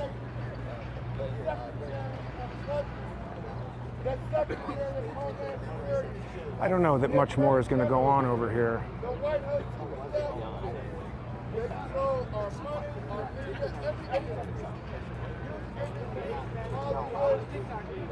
Denise, I don't lay low. Johnny Tobacco doesn't frighten me. He knows he's up to something. I don't know if people saw that cop smile when I asked him where Orrin Levi was, but how often do you walk up to an NYPD officer and ask him if he's seen a specific New York City individual who is not a cop, and they smile in a way that seems to acknowledge that they know who you're talking about? That's the second acknowledgement from a stupid NYPD officer that I've gotten with regard to Orrin Levi. The first was over here at City Hall when he blew smoke in my face and I demanded that the cops he was looking to his left nervously. I don't think Trump has arrived, Mr. or Mrs. Baker, A. Baker. I don't think so. We would see a lot of agitation of the crowd. But the first time I got a reaction from the cops that caused me to believe Orrin Levi works for them was when he was blowing smoke in my face, nervously, you know, threatening me. He's a tough guy when he's got a lot of people in blue suits with guns who are going to beat me up, handcuff me, and arrest me right away. And I wasn't taking the bait. I saw the cops and I said, arrest this guy. And they said, why? I said, he just blew smoke in my face. It's assault. And they said, no, it's not. This was at the height of COVID, where not wearing a mask got you arrested. Deliberately blowing in somebody's face should have been something. But then they said, maybe it was an accident. I said, I know the guy. And the cops said, well, what's his name? And I said, it's Orrin Levi. And the cop didn't look at him and say, is that your name? He just knew right away that he needed some other piece of bullshit to say to me. He started racking his brain. And I said, that's weird that the cops seemed to know him. And that cop seemed to know him too. He smiled when I asked, where is he? We also saw Orrin Levi rolling with the NYPD at that Shmuley Botiak event where he was talking to Robert Kennedy. George's moron wife-swapping mentally ill brother, who's the son of an Operation Paperclip Nazi, as far as I can tell from evidence I've seen in the public domain, he sent a letter to the Children's Health Defense, whatever it is, saying that I made some sort of announcement about collaborating with Robert Kennedy. I never did that. I think I might have mentioned that I attempted to intervene in Kennedy v. Biden, but Robert Kennedy knew nothing about that until it hit the docket, and they weren't helping me at all. See, George's brother is mentally ill, as far as I can tell, and people are like, oh, stop talking about George and his brother. If you didn't see last night's episode of Web of Deception, then you don't understand why I speak about those two idiots all the time. Dubai locked up an Instagram influencer for filming in Dubai without a license. Exactly.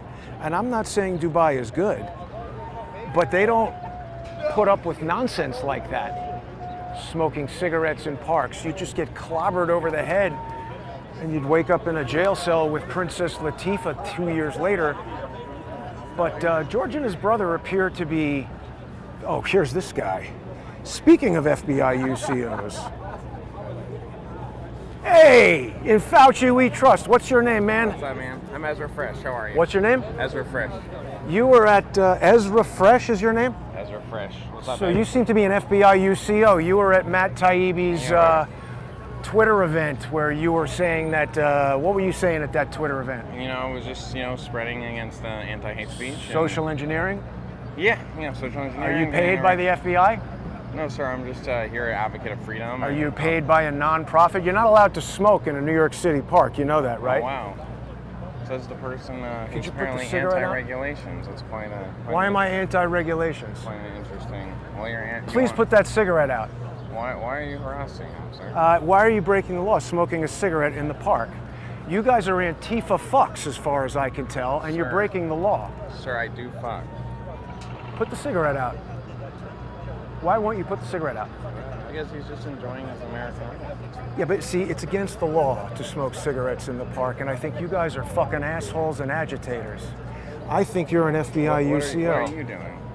I'm here looking for people like you, because you see, every time I see your stupid face, you're doing something stupid. Who do you work for? I work for myself. Yeah? Yeah, you look like you're getting irritated. Have I figured you out? I'm not irritated at all, sir. I think I remember Matt Taibbi, your blood boils quite quickly. What are you talking about? Your emotional control is quite low. Do they from what I train you remember. to control your emotions at some sort of citizen FBI undercover operative school? I just think when you're right, you don't need to like compensate with like getting angry as much. I would say that's. You're not right. Everything you say is completely wrong. Did you Never take the been wrong. vaccine? How many times did you get boosted? 5 times. Have you been tested for myocarditis? Sir, I'm Your buddy here looks like he'd be in a 1970s porno film. What is with you two? I was already disabled, so. Before. You were disabled? Yeah, I was already mentally. neurodivergent. Yeah. Well, I can tell. neurodivergent. Neurodivergent? Well, what do you what does doing that mean? here? I do wonder, like, what are you doing here? I mean, 8 a.m. on a Monday, don't you have a life? Well, it's not 8 a.m., is it? 9 a.m. Why do you keep walking closer to me? It's 9:30. Do I have to be here at a particular time to satisfy you? By the way, you're supposed to be protesting on that side. This is the side that a Trump rally is happening at, and you seem to be an agitator. Why don't you go to the other side? I mean, why are you bothering? You're the one coming Because I think you're here for a not good purpose. Oh, yeah? I think you're a dishonest guy who is always disrupting things and playing stupid little social engineering games. Yeah, people recognize you from the Matt Taibbi speech. I'm an honest guy, man. What are you saying, you I'm mumbling an American hero. moron? That's what I am. I think you're a dope. Death to America. Okay, so why don't you guys go and continue your bullshit campaign? Have a nice day, you fucking morons. So all the idiots come out for this sort of thing. It's interesting to observe their psychological tactics there. Oh, you get very angry. I'm not that angry. Sometimes I speak that way to convey an emotion. But you see how he was trying to neurodivergent. What does that mean? Yeah, Ricky Williams is a fucking bitch. So now we got the social engineers coming in here.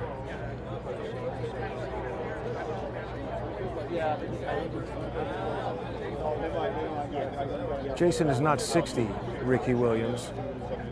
And I'm not harassing people. That's a guy that I recognize who's here to disrupt and create problems. I know what these guys are doing. They think they're traveling around here undercover. But as I was saying about George and his brother, there are, social media influencers or whatever that dunce thinks he is, whose purpose is to come to these sort of events and make sure trouble happens. And if Laura got kicked out of the other side for being pro-Trump, these morons should be kicked out of this side. You guys are on the wrong side. The pro-Fauci side is over there. Pro-Fauci side is over there, you two idiots.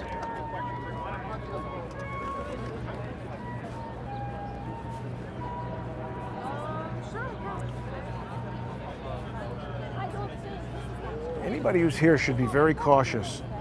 Something stupid could happen at any moment. This is like what I do at weddings. This is like waiting near the kitchen as the hors d'oeuvres come out. We'll just wait here, and the idiots will enter, and I'll interview them. This is like the red carpet of idiots, almost like the Emmy Awards.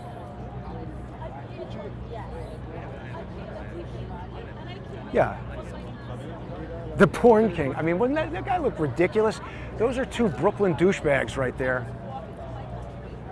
Hipster morons. Didn't notice Ricky Williams there for a while. He was saying a lot of stuff. No one is above the law. Oh wow, the illegals above the law. When I watch on my television screen, I watch the illegals above the law. I'm giving them a finger. Oh my God. I think the media outweighs everyone else. Get lost, you two stupid idiots. Hit the bricks.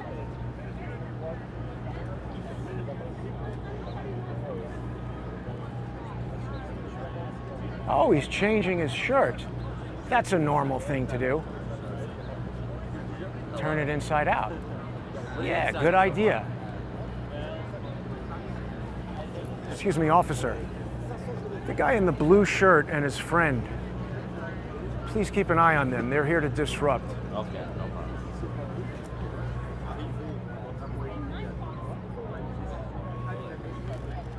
Sorry. My face just filled that guy's 300 millimeter lens. Yeah, I mean, the cops won't do anything, so.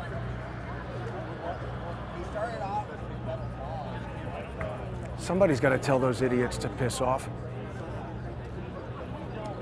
That is, everybody recognizes that moron. It's important to get out. I've been doing so much work in the apartment between Counter-lawfare and the cartooning. Have people been checking out those cartoons? I did one I really like yesterday, a tribute to David Hawkins, our dear departed friend, David. You are missed. God, I get really...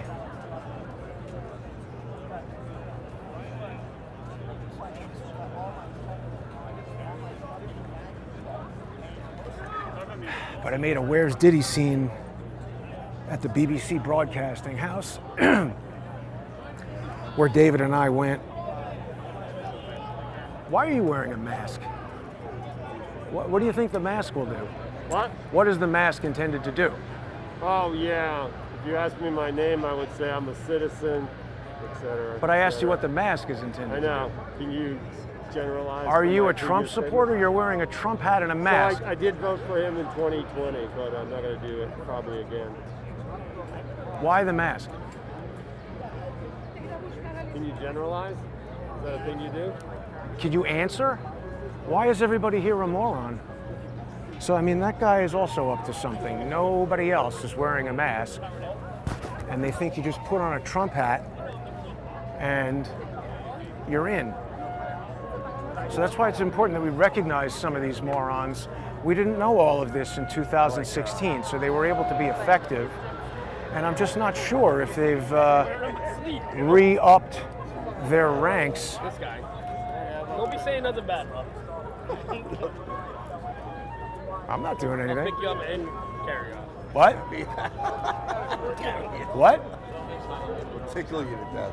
I don't think so. Tickle you. What? What'd you say? I'll sue you. It's a little gay.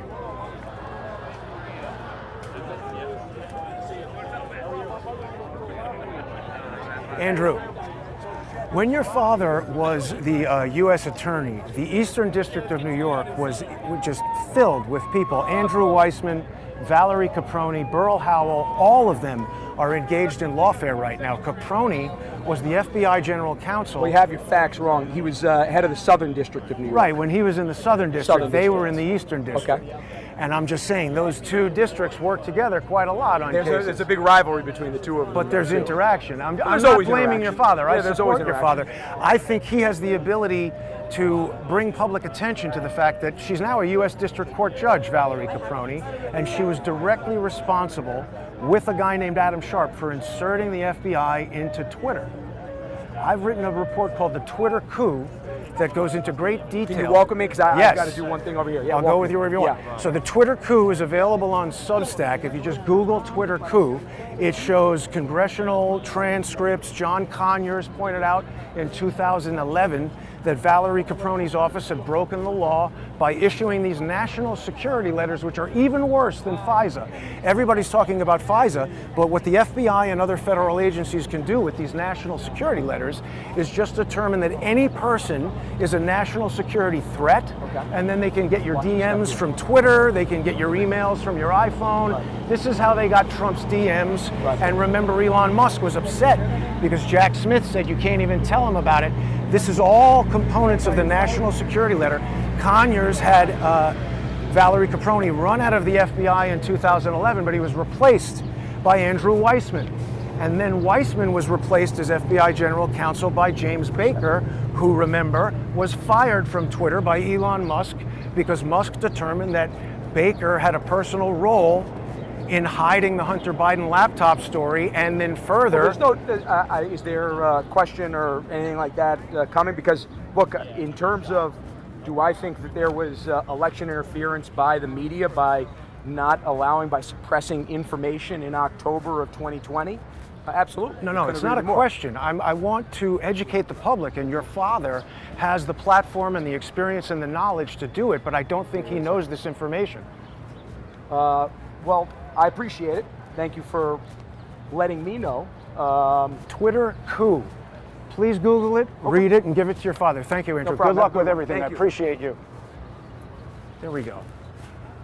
You again with the cigarettes, you asshole. Excuse me. Isn't it illegal to smoke in a park? No. It is. It says it right on the internet. The cop's busy texting. Stupid idiots. I guess these people are waiting to go in for jury duty. NSLs are illegal, but they're widely used. Oh, I'm on the wrong side here. And Valerie Caproni basically invented them, the exigent letters. When there's an emergency, you know, she loves to do that. Come up with some nonsense and, you know, officiate it somehow, whether it's her unconstitutional rulings. I mean, anybody who thinks that this gag order against Trump is somehow something unique, no. This is what they do all the time. And all those people I just told him about, Andrew Weissman, Burl Howell, Valerie Caproni, there are more. Norm Eisen, everybody at the Lawfare Institute. This is what needs to be looked at. I'm not looking for a soundbite from him.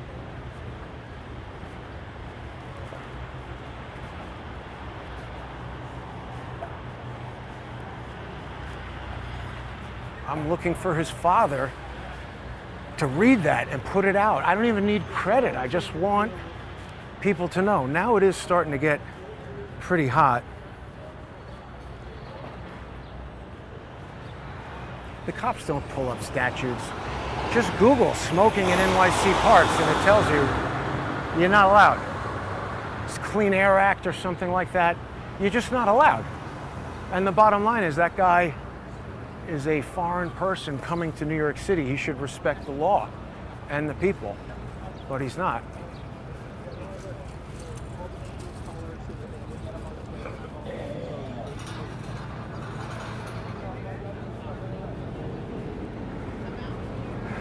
Whew, it's getting real hot. I should have trusted the phone when it said 71, sorry. Sometimes it says it's going to be a particular temperature, and then I go outside and I'm cold. This guy's gonna get yelled at with his tripod and stuff.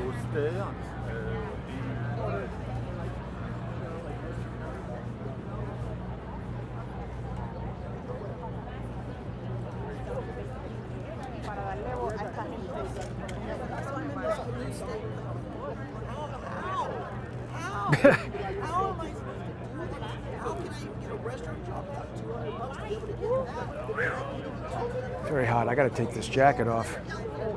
It's a bit of an operation. And I got stuff in the pockets that's not going to work. There's Tobacco's girlfriend who invited the BLM guy to disrupt the whole thing. That was a while ago. Getting super thirsty. I agree with David Hernandez. Yeah, most people have no respect. That guy in particular.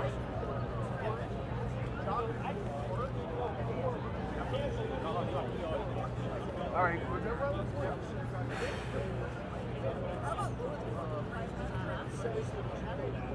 So it's 10 o'clock. Trump must be here. Hasn't court started?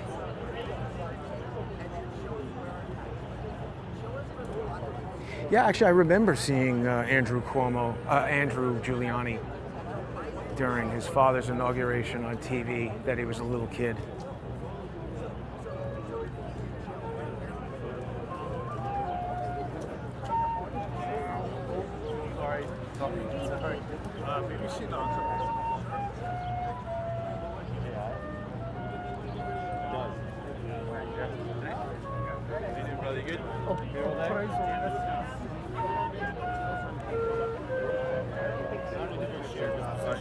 See, it's smart to be here with a tough dog because they can't tell you you're not allowed to have a dog, and it will attack, I guess, if need be.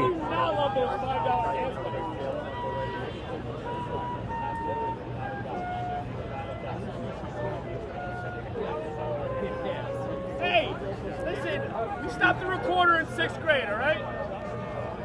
Those guys are jerks too. See, so that's the thing. It's not about being on a side with these guys, and that's what they want to do. They want to push you onto a side, and then when you're on their side, somebody on that side can do something stupid and get everybody in trouble.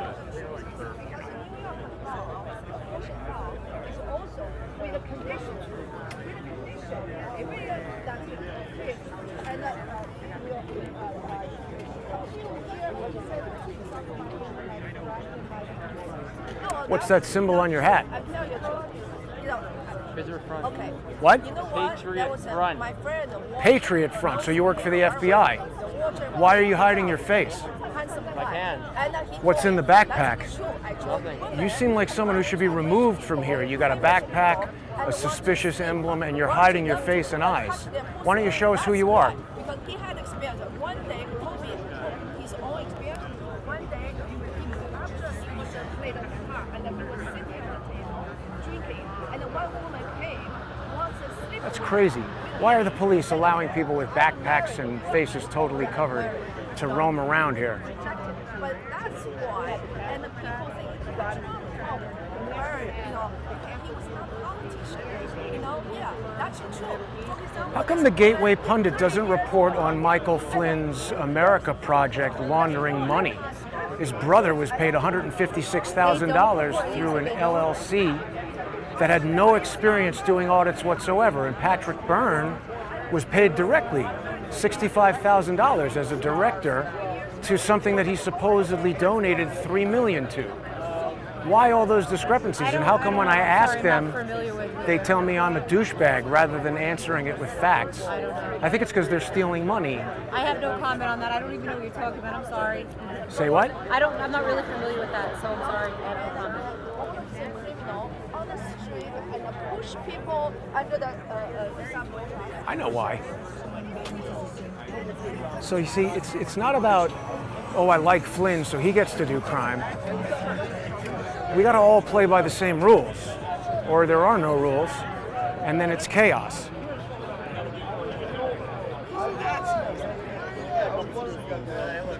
I don't think too many people here at all. This guy is intense. Why a mask? What's that? Why a mask? I'm sick. I'm actually really sick. All right.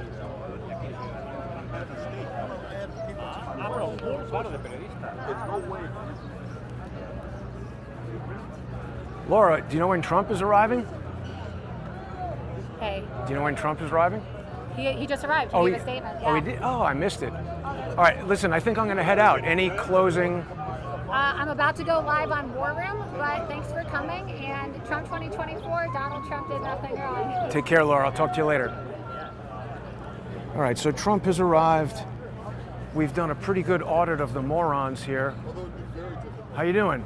Great, how are you? Doing well. Good to see you. You too. We've met outside Trump Tower, right? Yeah, definitely. Nice sign. I think Trump just got here. Oh, cool. I like the Santa Claus shirt. Thank you. It suits you. HungrySanta.com. What's it called? HungrySanta.com. All right, thanks. People will check that out. Take care. He's a friendly guy. He's never done anything bad to me. Yeah, it's like that makes me feel better. All right, cool. So Trump is inside there now. That's good. We got to see a bevy of dopes. Always fun. I don't want to lose signal around these satellite trucks. I'm surprised we didn't see George's wife swapping mentally ill brother disrupting in the chat. I guess it's a little too early for him. We had some superstars on the stream there. Of course, Laura Loomer, Andrew Giuliani, Johnny Tobacco and his brain-dead girlfriend, Kara. We had, what did that guy with the blue Fauci shirt say his name was? I doubt he was telling us the truth, but you know, that guy seemed inauthentic the moment he started talking at the Matt Taibbi event. And then I saw him on some, you know how they take TikTok stuff and put it, I guess probably I saw it on Twitter. I don't look at TikTok. I don't want to put that on my phone. Although there's probably no difference between that and any of the other things.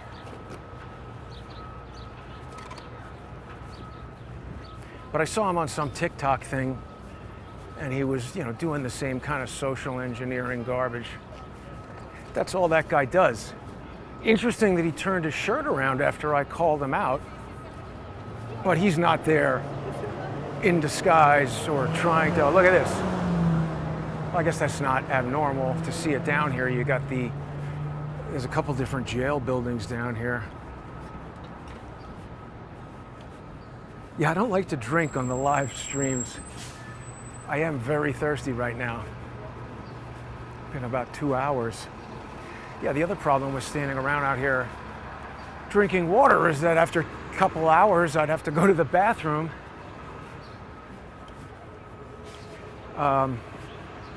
For some reason, David Hernandez's comments get blocked by YouTube. It's a good thing I'm live and can activate them here. There's a bit of a danger to me in that those weirdos are able to monitor where I'm going right now. I haven't done this in quite a while. Fans of Fauci. Yeah, his shirt said, like, in Fauci we trust. And I forget exactly what he said during that Matt Taibbi event. But people can still see that on odyssey.com/@crowdsource the truth. I hope that people will sponsor the show on Odyssey. It helps me a lot because Odyssey is its own video server. And one of the problems that I ran into is as the viewership was growing, the bill from Vimeo got huge. So it's not to say that I don't want people to sponsor on other channels, but the introduction of Odyssey came at exactly the right time because it allows me to offer the same sponsor exclusive videos to people for less money because I don't have to pay Vimeo and Patreon. And you know, the more people who watch videos on Vimeo, the more I get charged. But by all means, people should sponsor on any channel that they prefer. I just like to tell everybody that Odyssey is the most economical way to sponsor this show. It's only $3 a month plus a 58-cent Odyssey fee. You get access to live chat during all streams, sponsor exclusive, and the free streams. You've got DVR functionality, something that Vimeo doesn't provide. Meaning while the stream is live, you can rewind it. If you arrive late on an Odyssey stream, you've also got a search engine in Odyssey that helps you find videos. And even if you just get on there and subscribe to the free section of Odyssey, you're going to get access to the largest repository of Crowdsource the Truth legacy content on the internet. So thank you to everyone who's sponsoring on Odyssey. You can also sponsor the show and watch the sponsor exclusive streams on subscribestar.com, which I also really love. The people who run Subscribestar are great. And on patreon.com. People have been reporting some technical issues with Patreon. The best way around them, or to avoid them, I should say, is make sure you're not using the Patreon app.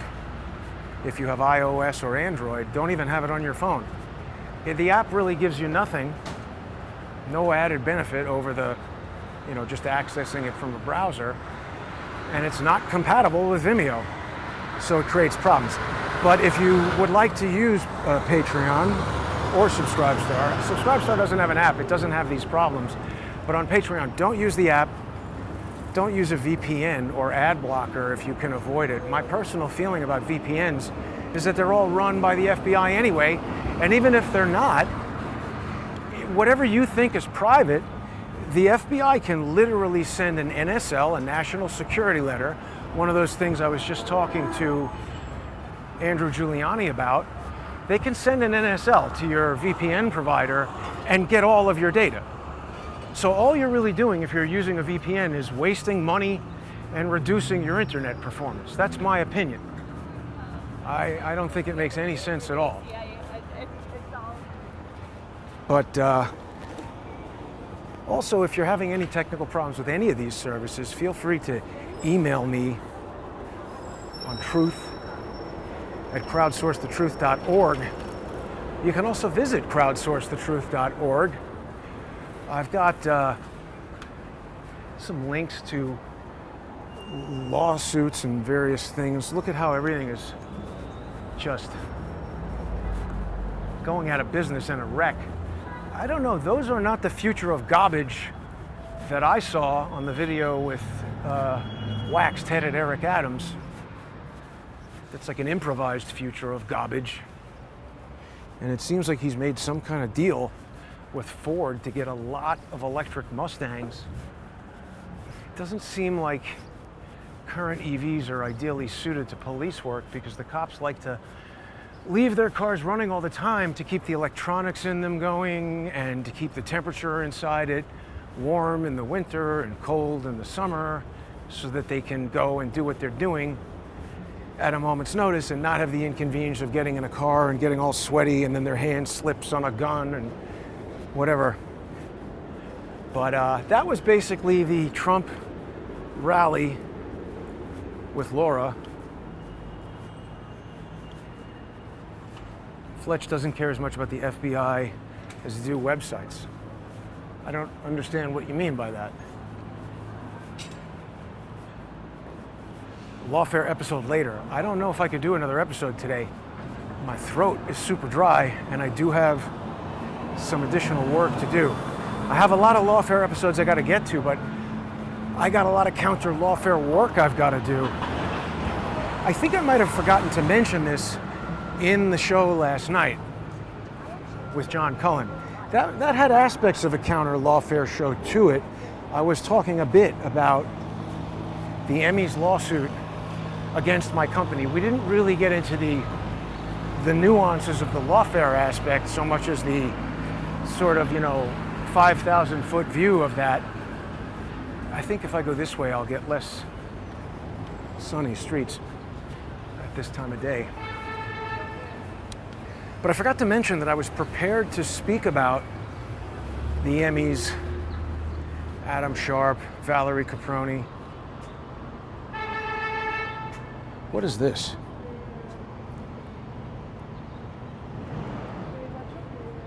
What is that? I don't know.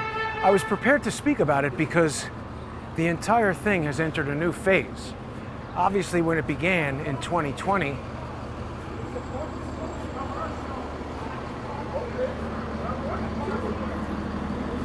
UPS is pissed off.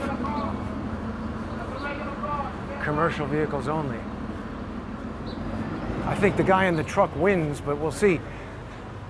I was ready to talk about it because it's entered a new phase. Maybe I did mention this, but in about, I don't remember exactly, October or November 2023, maybe a little before that. I'd have to look at the document to remember the exact dates, but I discovered something in the Federal Rules of Civil Procedure. And by the way, this could be totally wrong. I'm not a lawyer. Everything I say is just pure opinion, speculation, and anecdotal discussion of things I've seen in the public domain. You can look up the Federal Rules of Civil Procedure on the internet, and in there you got a rule 60B, I think 4, which has to do with relief from an order or judgment and the circumstances under which you can request such relief. Rule B4 talks about when a judgment is void. See, this is like what I used to work behind, a cart. Mine would be 3D. This looks like they're shooting red, although I haven't done that in a long time. The interface could have changed. Maybe it's not red. I don't know what camera that is. A lot of people probably trying to copy the red interface. Where is their camera? There it is. It doesn't look like a red. It looks like a Sony, maybe Venice. Anyway, Rule 60B4, it allows relief from a judgment when the judgment is found to be void. So what is a void judgment? It's a judgment, as I recall, that has no legal authority and is issued outside of normal due process. And so I argued that because I've discovered evidence that leads me to believe and seems to be irrefutable and hasn't been challenged, because allegedly a relationship existed between Judge Caproni and Adam Sharp going back to 2009 when she appeared on a C-SPAN broadcast that he was the executive producer of, where she was specifically discussing the FBI's desire to penetrate electronic communications.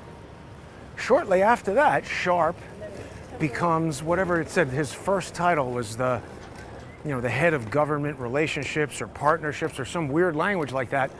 But it seems like one of his first goals, which we now know he achieved, was to insert the FBI into Twitter and to give them clandestine access to all of the information there, the ability to manipulate that platform without your knowledge.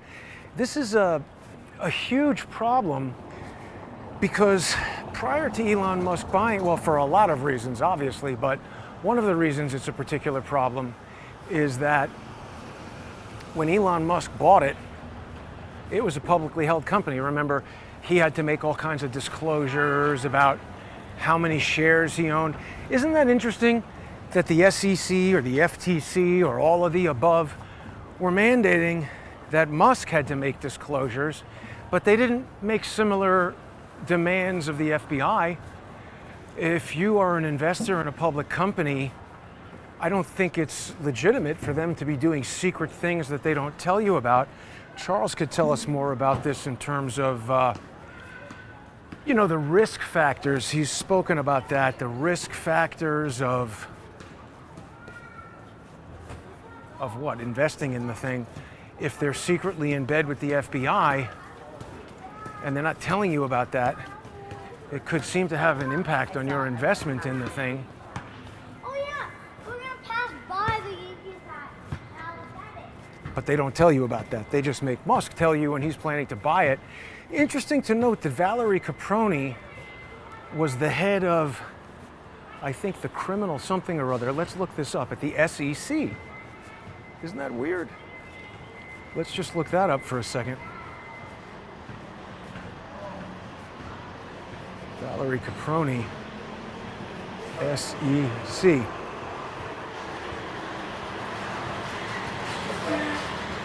So, career, 11th Circuit, Cravath, Swain, and Moore.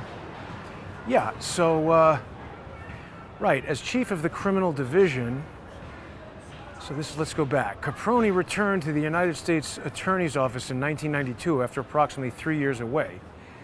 That was when she was with the Urban Development Corporation. Haven't really dug into that, but she supervised approximately 100 U.S. attorneys until she departed in 1998 to become the regional director of the Pacific Regional Office of the Security and Exchange Commission based in San Francisco. It's interesting, right? Caproni oversaw the enforcement and regulatory programs of the SEC in the 9 far western states, including California, where all of these companies started prior to this. 9 western states. She managed a staff of approximately 250 lawyers.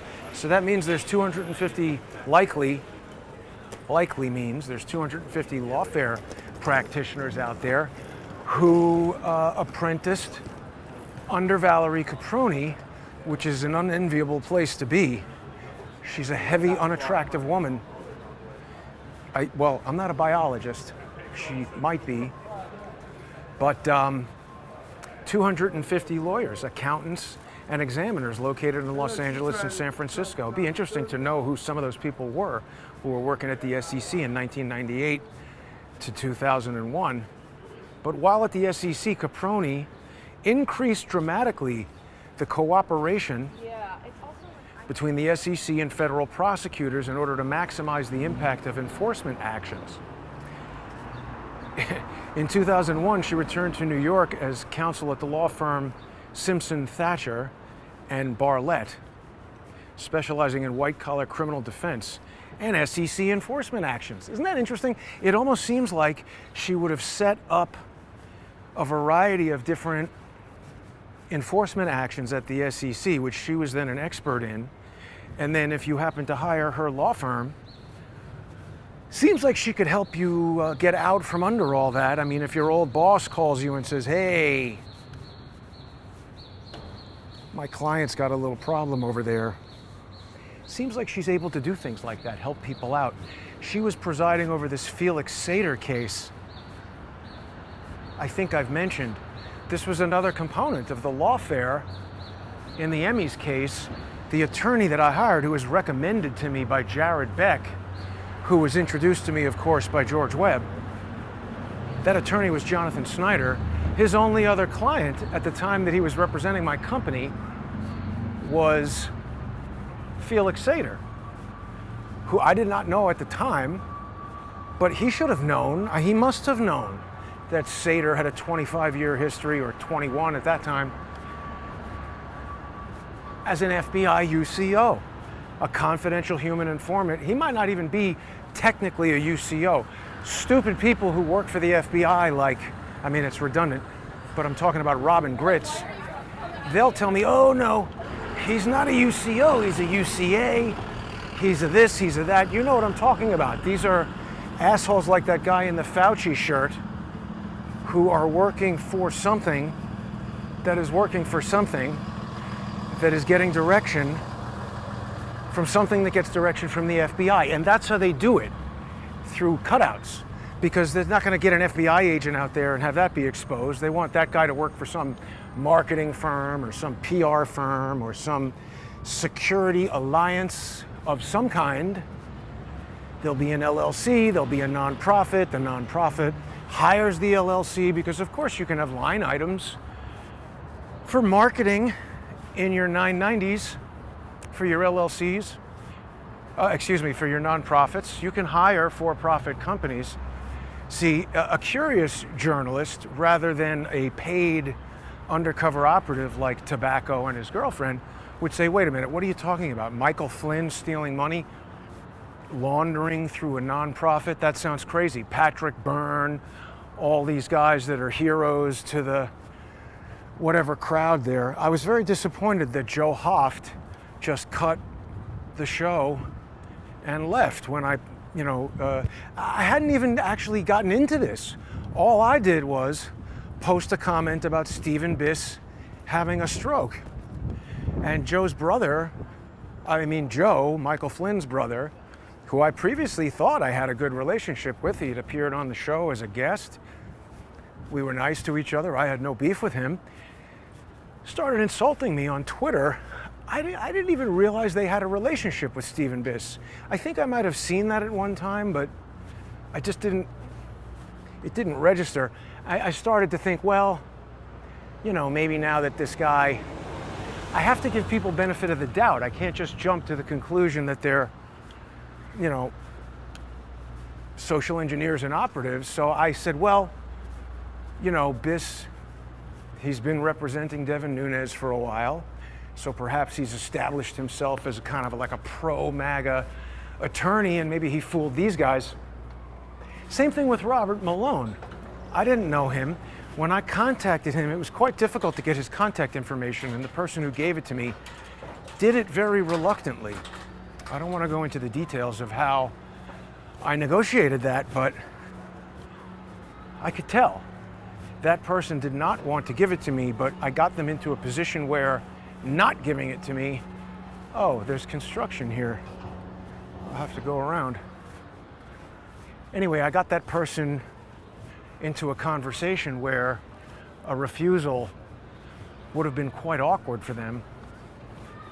So anyway, when I contacted Malone, I was trying to tell him about this lawsuit that George Webb had brought against Bob Malone, and to warn him that it was a lawfare play, and likely his brother intended to use it somehow against me. That seemed clear. I didn't know how, but that would fit the pattern of what George's wife-swapping mentally ill brother has been doing for the past 7 years. And I tried to warn Malone, but he didn't seem concerned at all. I mean, for me, if somebody called with cohesive information about something sensible like that, that pertained to a curious, like, why the hell am I getting sued by this person? Because also, by the way, Robert Malone had been posting, you know, screen capturing and posting tweets of mine, which is also a social engineering tactic, because what it does is it prevents people largely from getting to your Twitter account while still showing them the content, right? If you're not retweeting it, first of all, I don't know that you've done it, so I'm not going to interact with it necessarily. And the people who see it, yeah, sure, they see a picture perhaps of my Twitter handle. I'd have to go look and see if he erased that or not, but you know, you don't have the link there. So by anything they do to make it less easy for somebody to just click on and get right to, you know, they're using the information for some purpose that is not promoting me. A lot of people have questions about Kevin Shipp. He was one of the first people to behave in this way. And I don't know why the CIA thinks they're smart. Maybe this works on dumb people. But Kevin Shipp presented himself to me as a whistleblower who was, comments disappearing. Well, I see somebody retracted their comment. I don't know what that comment said, and I can't get it back. Isn't this sculpture very similar to something I saw on the walk with Charles on Saturday? These sort of intersecting rings.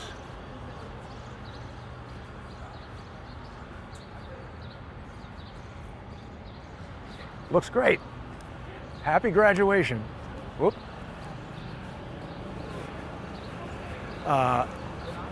Intersecting rings.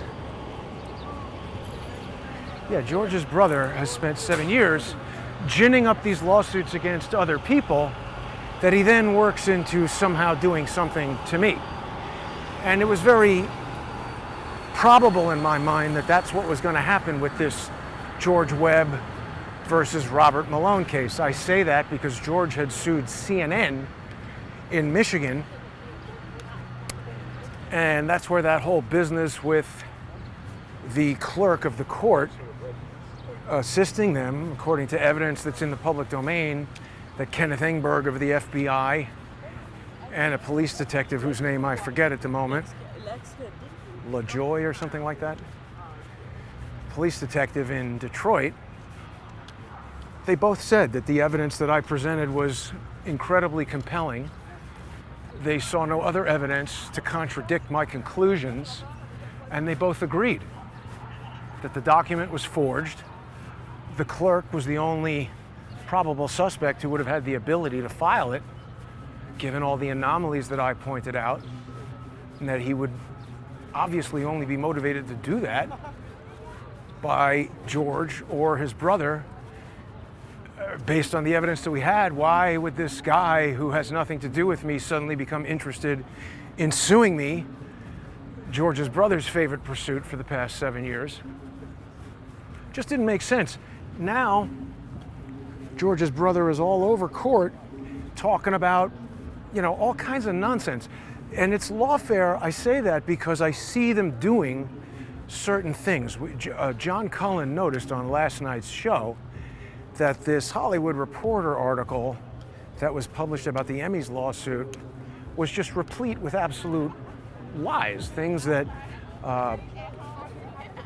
empirical evidence proved to be incorrect.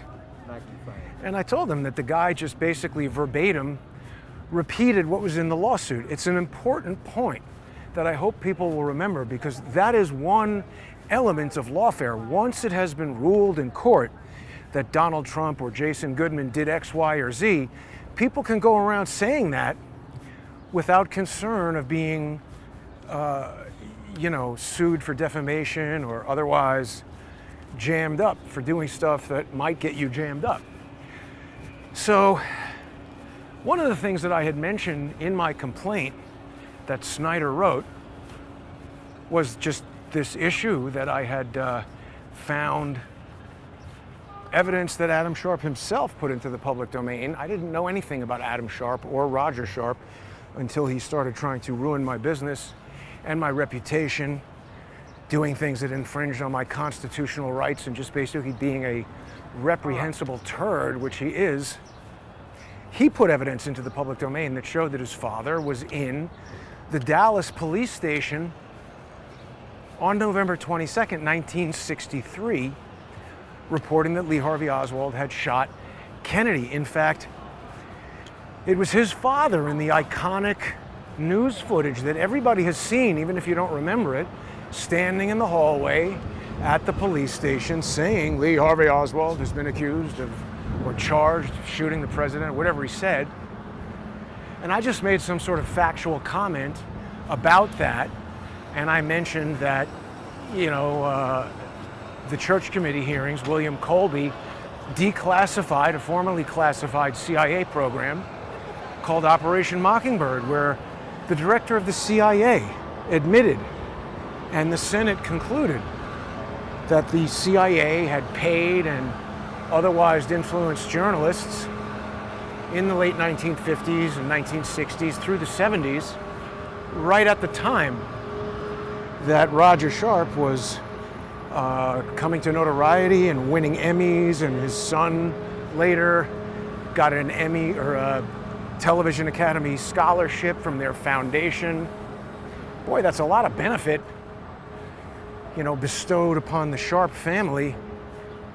Sharp is presently the CEO, I think it's a 501c6 nonprofit business association, the National Academy of Television Arts and Sciences, but he's still bound by tax-exempt laws and all that stuff that Charles tells us about.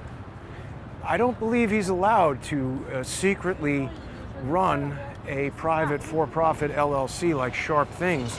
And that belief is bolstered by the fact that when I started making filings in court about that company, he just deleted the website completely, and it's remained dark since then. Doesn't seem like the type of thing you would do if I was wrong, but I don't know. I'm not an attorney. These things haven't been proven in court, as they say. So that's a weapon that they use. That's one of the key goals of lawfare, is to get something, proven in court. And obviously, if you are a criminal and you realize, hey, if we could just prove this stuff in court, even if it's false, we could carry on yapping about it. And this is what I'm talking about with stipulating reality. See, summer in New York is great. But that stipulated reality is the agreed upon nonsense that they write down on a page that a judge like Valerie Caproni then stamps and signs and says, okay, this is now a court ruling. It's important for people to understand what that's all about. It's like a law almost, right? They make a ruling that says, oh, Jason has to alert any court that he starts a lawsuit in or gets involved in a lawsuit in that Judge Caproni has decided Jason violated an order, even though I didn't. And what she's saying is contradicted by all the facts. She still wanted me to be behind the 8 ball in any court case. And of course, all the judges in each of those cases would start off by saying, please don't ride the bicycle on the sidewalk. Bicicleta off the sidewalk. She wanted me to start behind the 8 ball in every case. And of course, you know, George's brother sends that order around.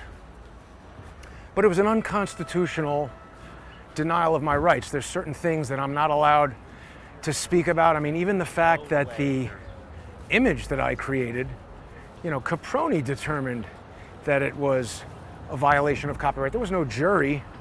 I don't understand how Snyder allowed that to happen. They said, oh, we don't want a jury trial. I don't think this is the type of thing that a judge should just be able to decide. Some rich person who's using tax-exempt money to pay a law firm in violation of their authorized tax-exempt purpose, they're supposed to only do things that advance leadership in the television industry and television technology, arguably something I have played a substantial role in doing.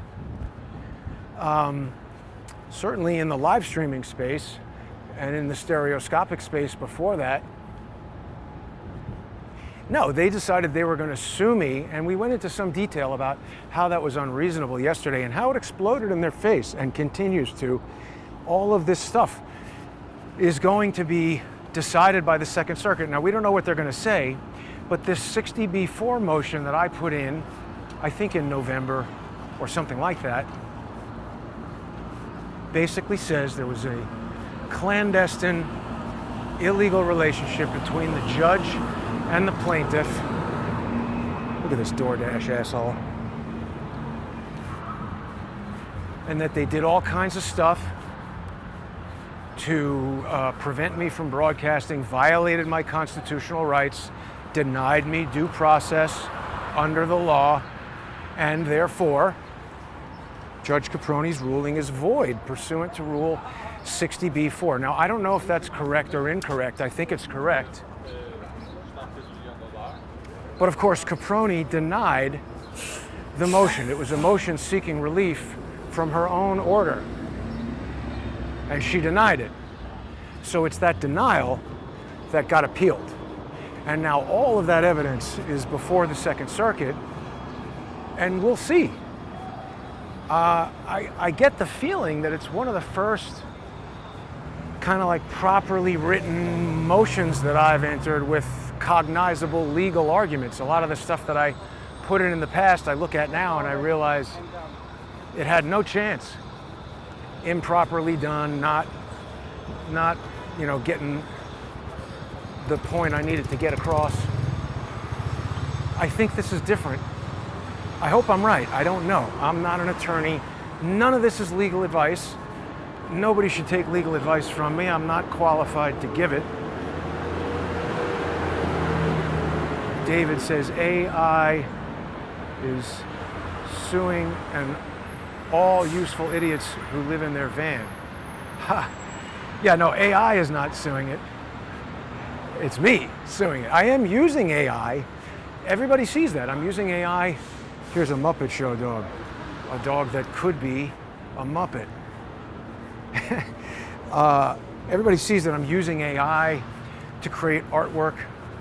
I'm fascinated by it because I think people have this incorrect idea that you just say, hey, AI, give me a picture of David Hawkins and Jason standing in front of the BBC, make it look like a cartoon that's kind of like Where's Waldo, and have P. Diddy there with Jimmy Savile and a statue of Prospero and Ariel with the penis smashed off from a hammer, and Jimmy Savile and George Orwell's statue.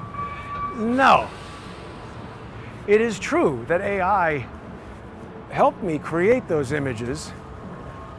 But in every single case of everything that I've just told you about, there's an extensive amount of Photoshop work being done by me, and also Photoshop itself has integrated lots and lots of AI stuff.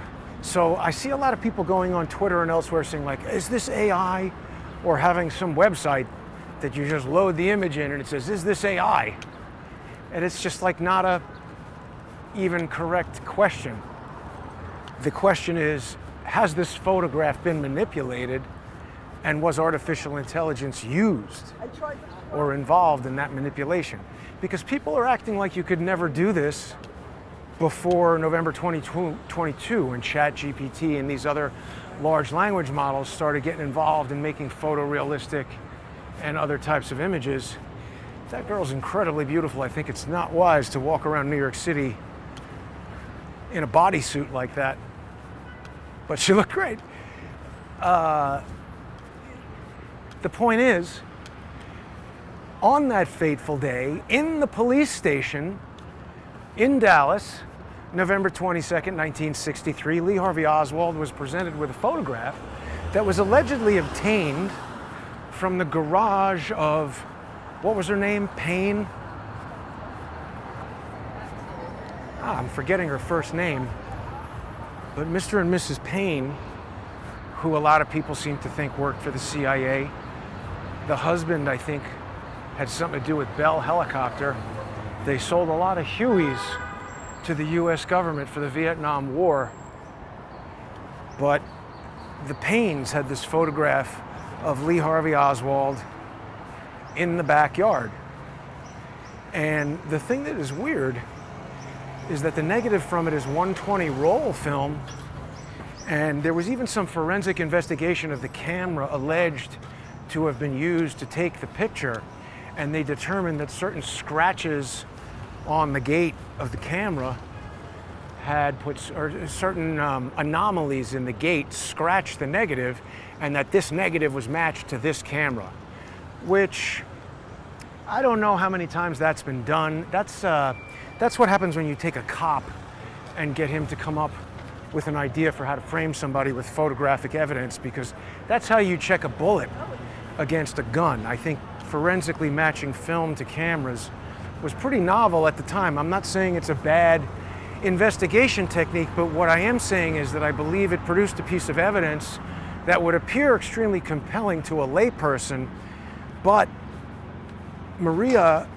Oswald testified that, yeah, Lee Harvey Oswald owned that 120 roll camera, but that's not the camera that she used to take the picture.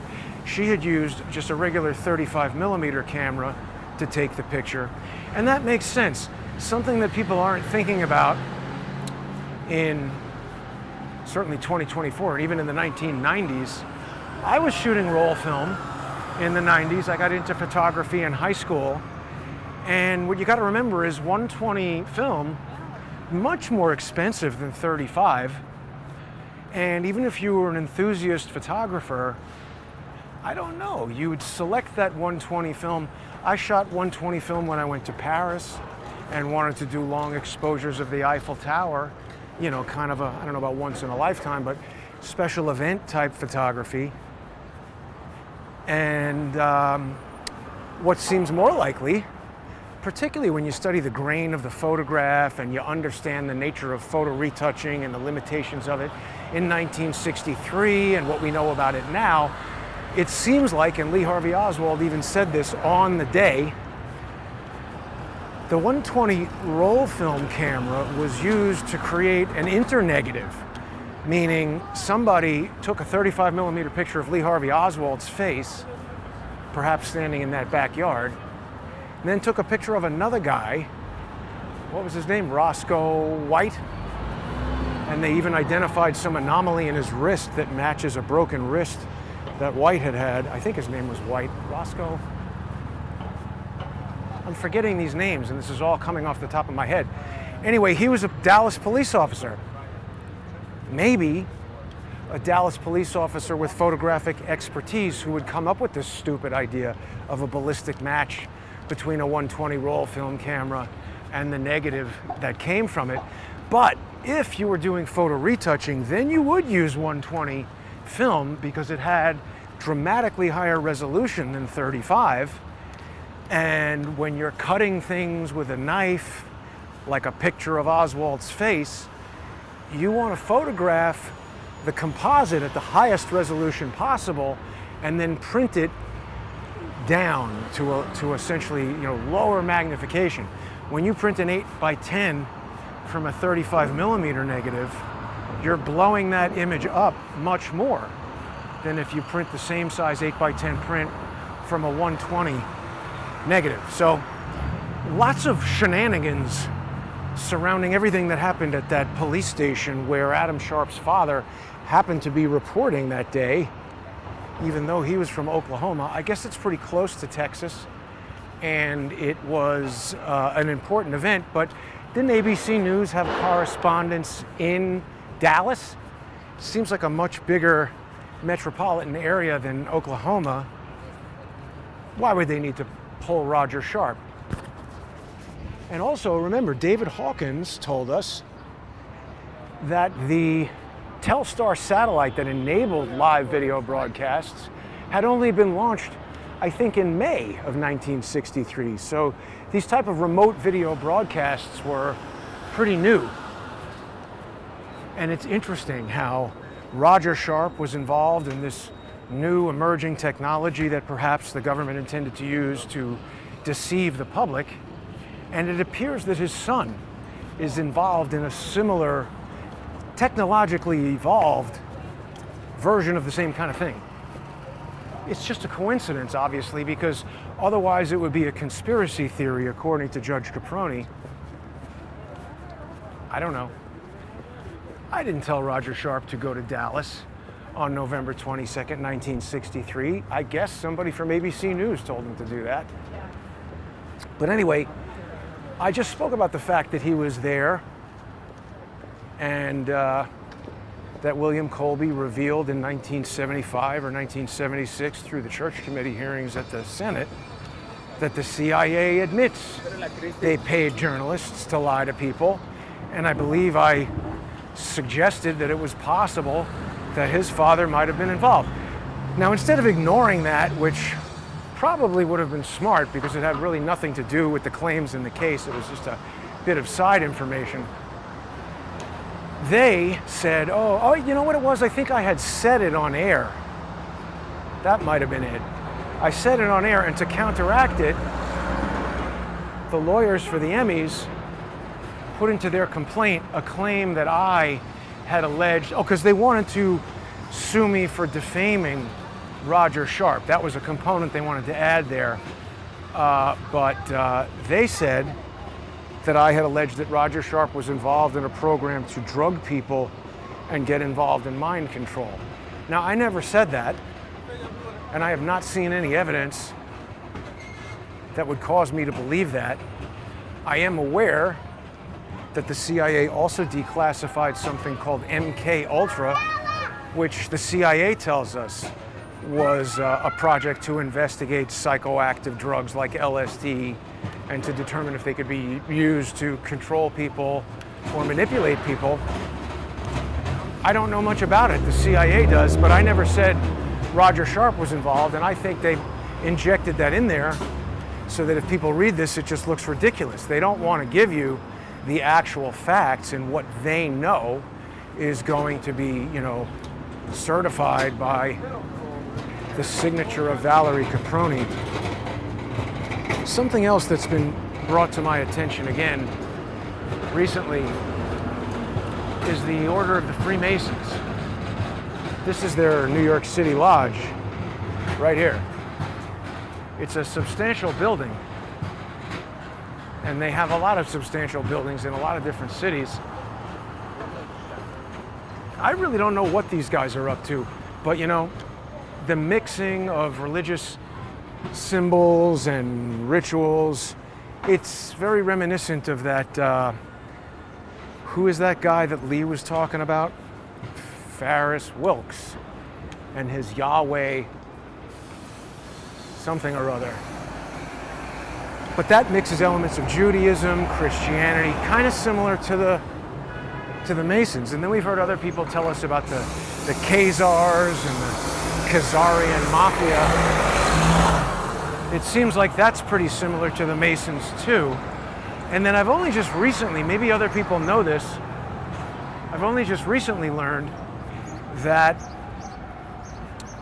the Nazis super hated the Masons, and that when they took over France and installed the Vichy government in France, the Nazis in France, second on the list after Jewish people were Masons. They made Freemasonry illegal and pillaged all of the Masonic halls and took their artifacts.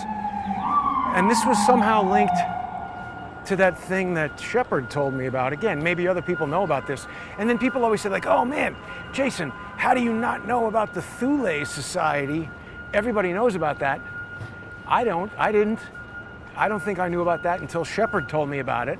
But it seems pretty important because when you look into it, it says that they are the ones who like created the Nazi political party, and that Hitler took the symbol for the swastika from the Thule Society's logo. And then they add that, oh, after they took all that Masonic stuff, yeah, I love to see that. Put your motorcycle on the sidewalk and somebody should kick it over. But they say that Hitler, when he rose to power, did away with the Thule Society. I'm not sure if I believe that. That sounds to me like the type of thing they want you to believe. Like, oh yeah, the United States eradicated the Nazis. They don't tell you about the part where they integrated the Nazis into the CIA and NASA and academia. And what happened to all those Operation Paperclip Nazis and their offspring?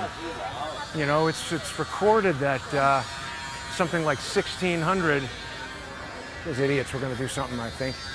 Something like 1,600 Nazi officers and technicians, maybe even including George Henry Swigert, were brought over to the United States, given false stories about what they were doing during World War II and after. And before, obviously, if you're going to be integrated into American society, they're going to have to give you some sort of false resume, including where you went to high school, where you went to college. For certain people, they might even create, you know, false records of, I don't know. It's very difficult to find this information because it was really hidden, and it was all created at a time where we didn't have the internet and things weren't recorded in the archive.org and all that. But if it's true that we know Werner von Braun, there's a bunch of them that are known, but as many as 1,600, maybe more, who knows? The whole thing was secret. But so if they had an average of 2.1 children each, and then those people had children, how many treacherous Nazi descendants do we have running around the United States, and what are they up to? I don't know. I'm just observing these things, asking questions that I would think curious people would be interested in. The Blues Brothers hate French Nazis. Yeah, I think any Nazis are hateable. Asshole. Get the bicycle off the sidewalk, you motherfucker! I hope somebody cracks your skull. Stupid asshole. See how emboldened people are? Right, Canada took in many as well. Well, you've got Victoria Freeland, integrated at the top of the government. So that's what I'm saying. What happened to all the children from these Nazis? That's a pretty sizable array of individuals to have.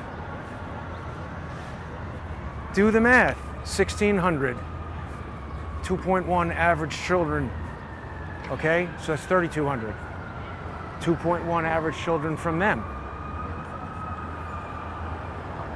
You know, sounds like thousands of potential Nazis running around. Anyway, I'm at a runway here, out of morons to yell at, even though that guy just sped right through the light and almost hit me. It's really dangerous to go outside now.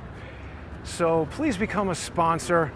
Odyssey.com/@crowdsource the truth. Thanks to Laura for putting that together, or the young Republicans or whoever did it. And thanks to all the maniacs for making interesting content. Have a great day, everybody.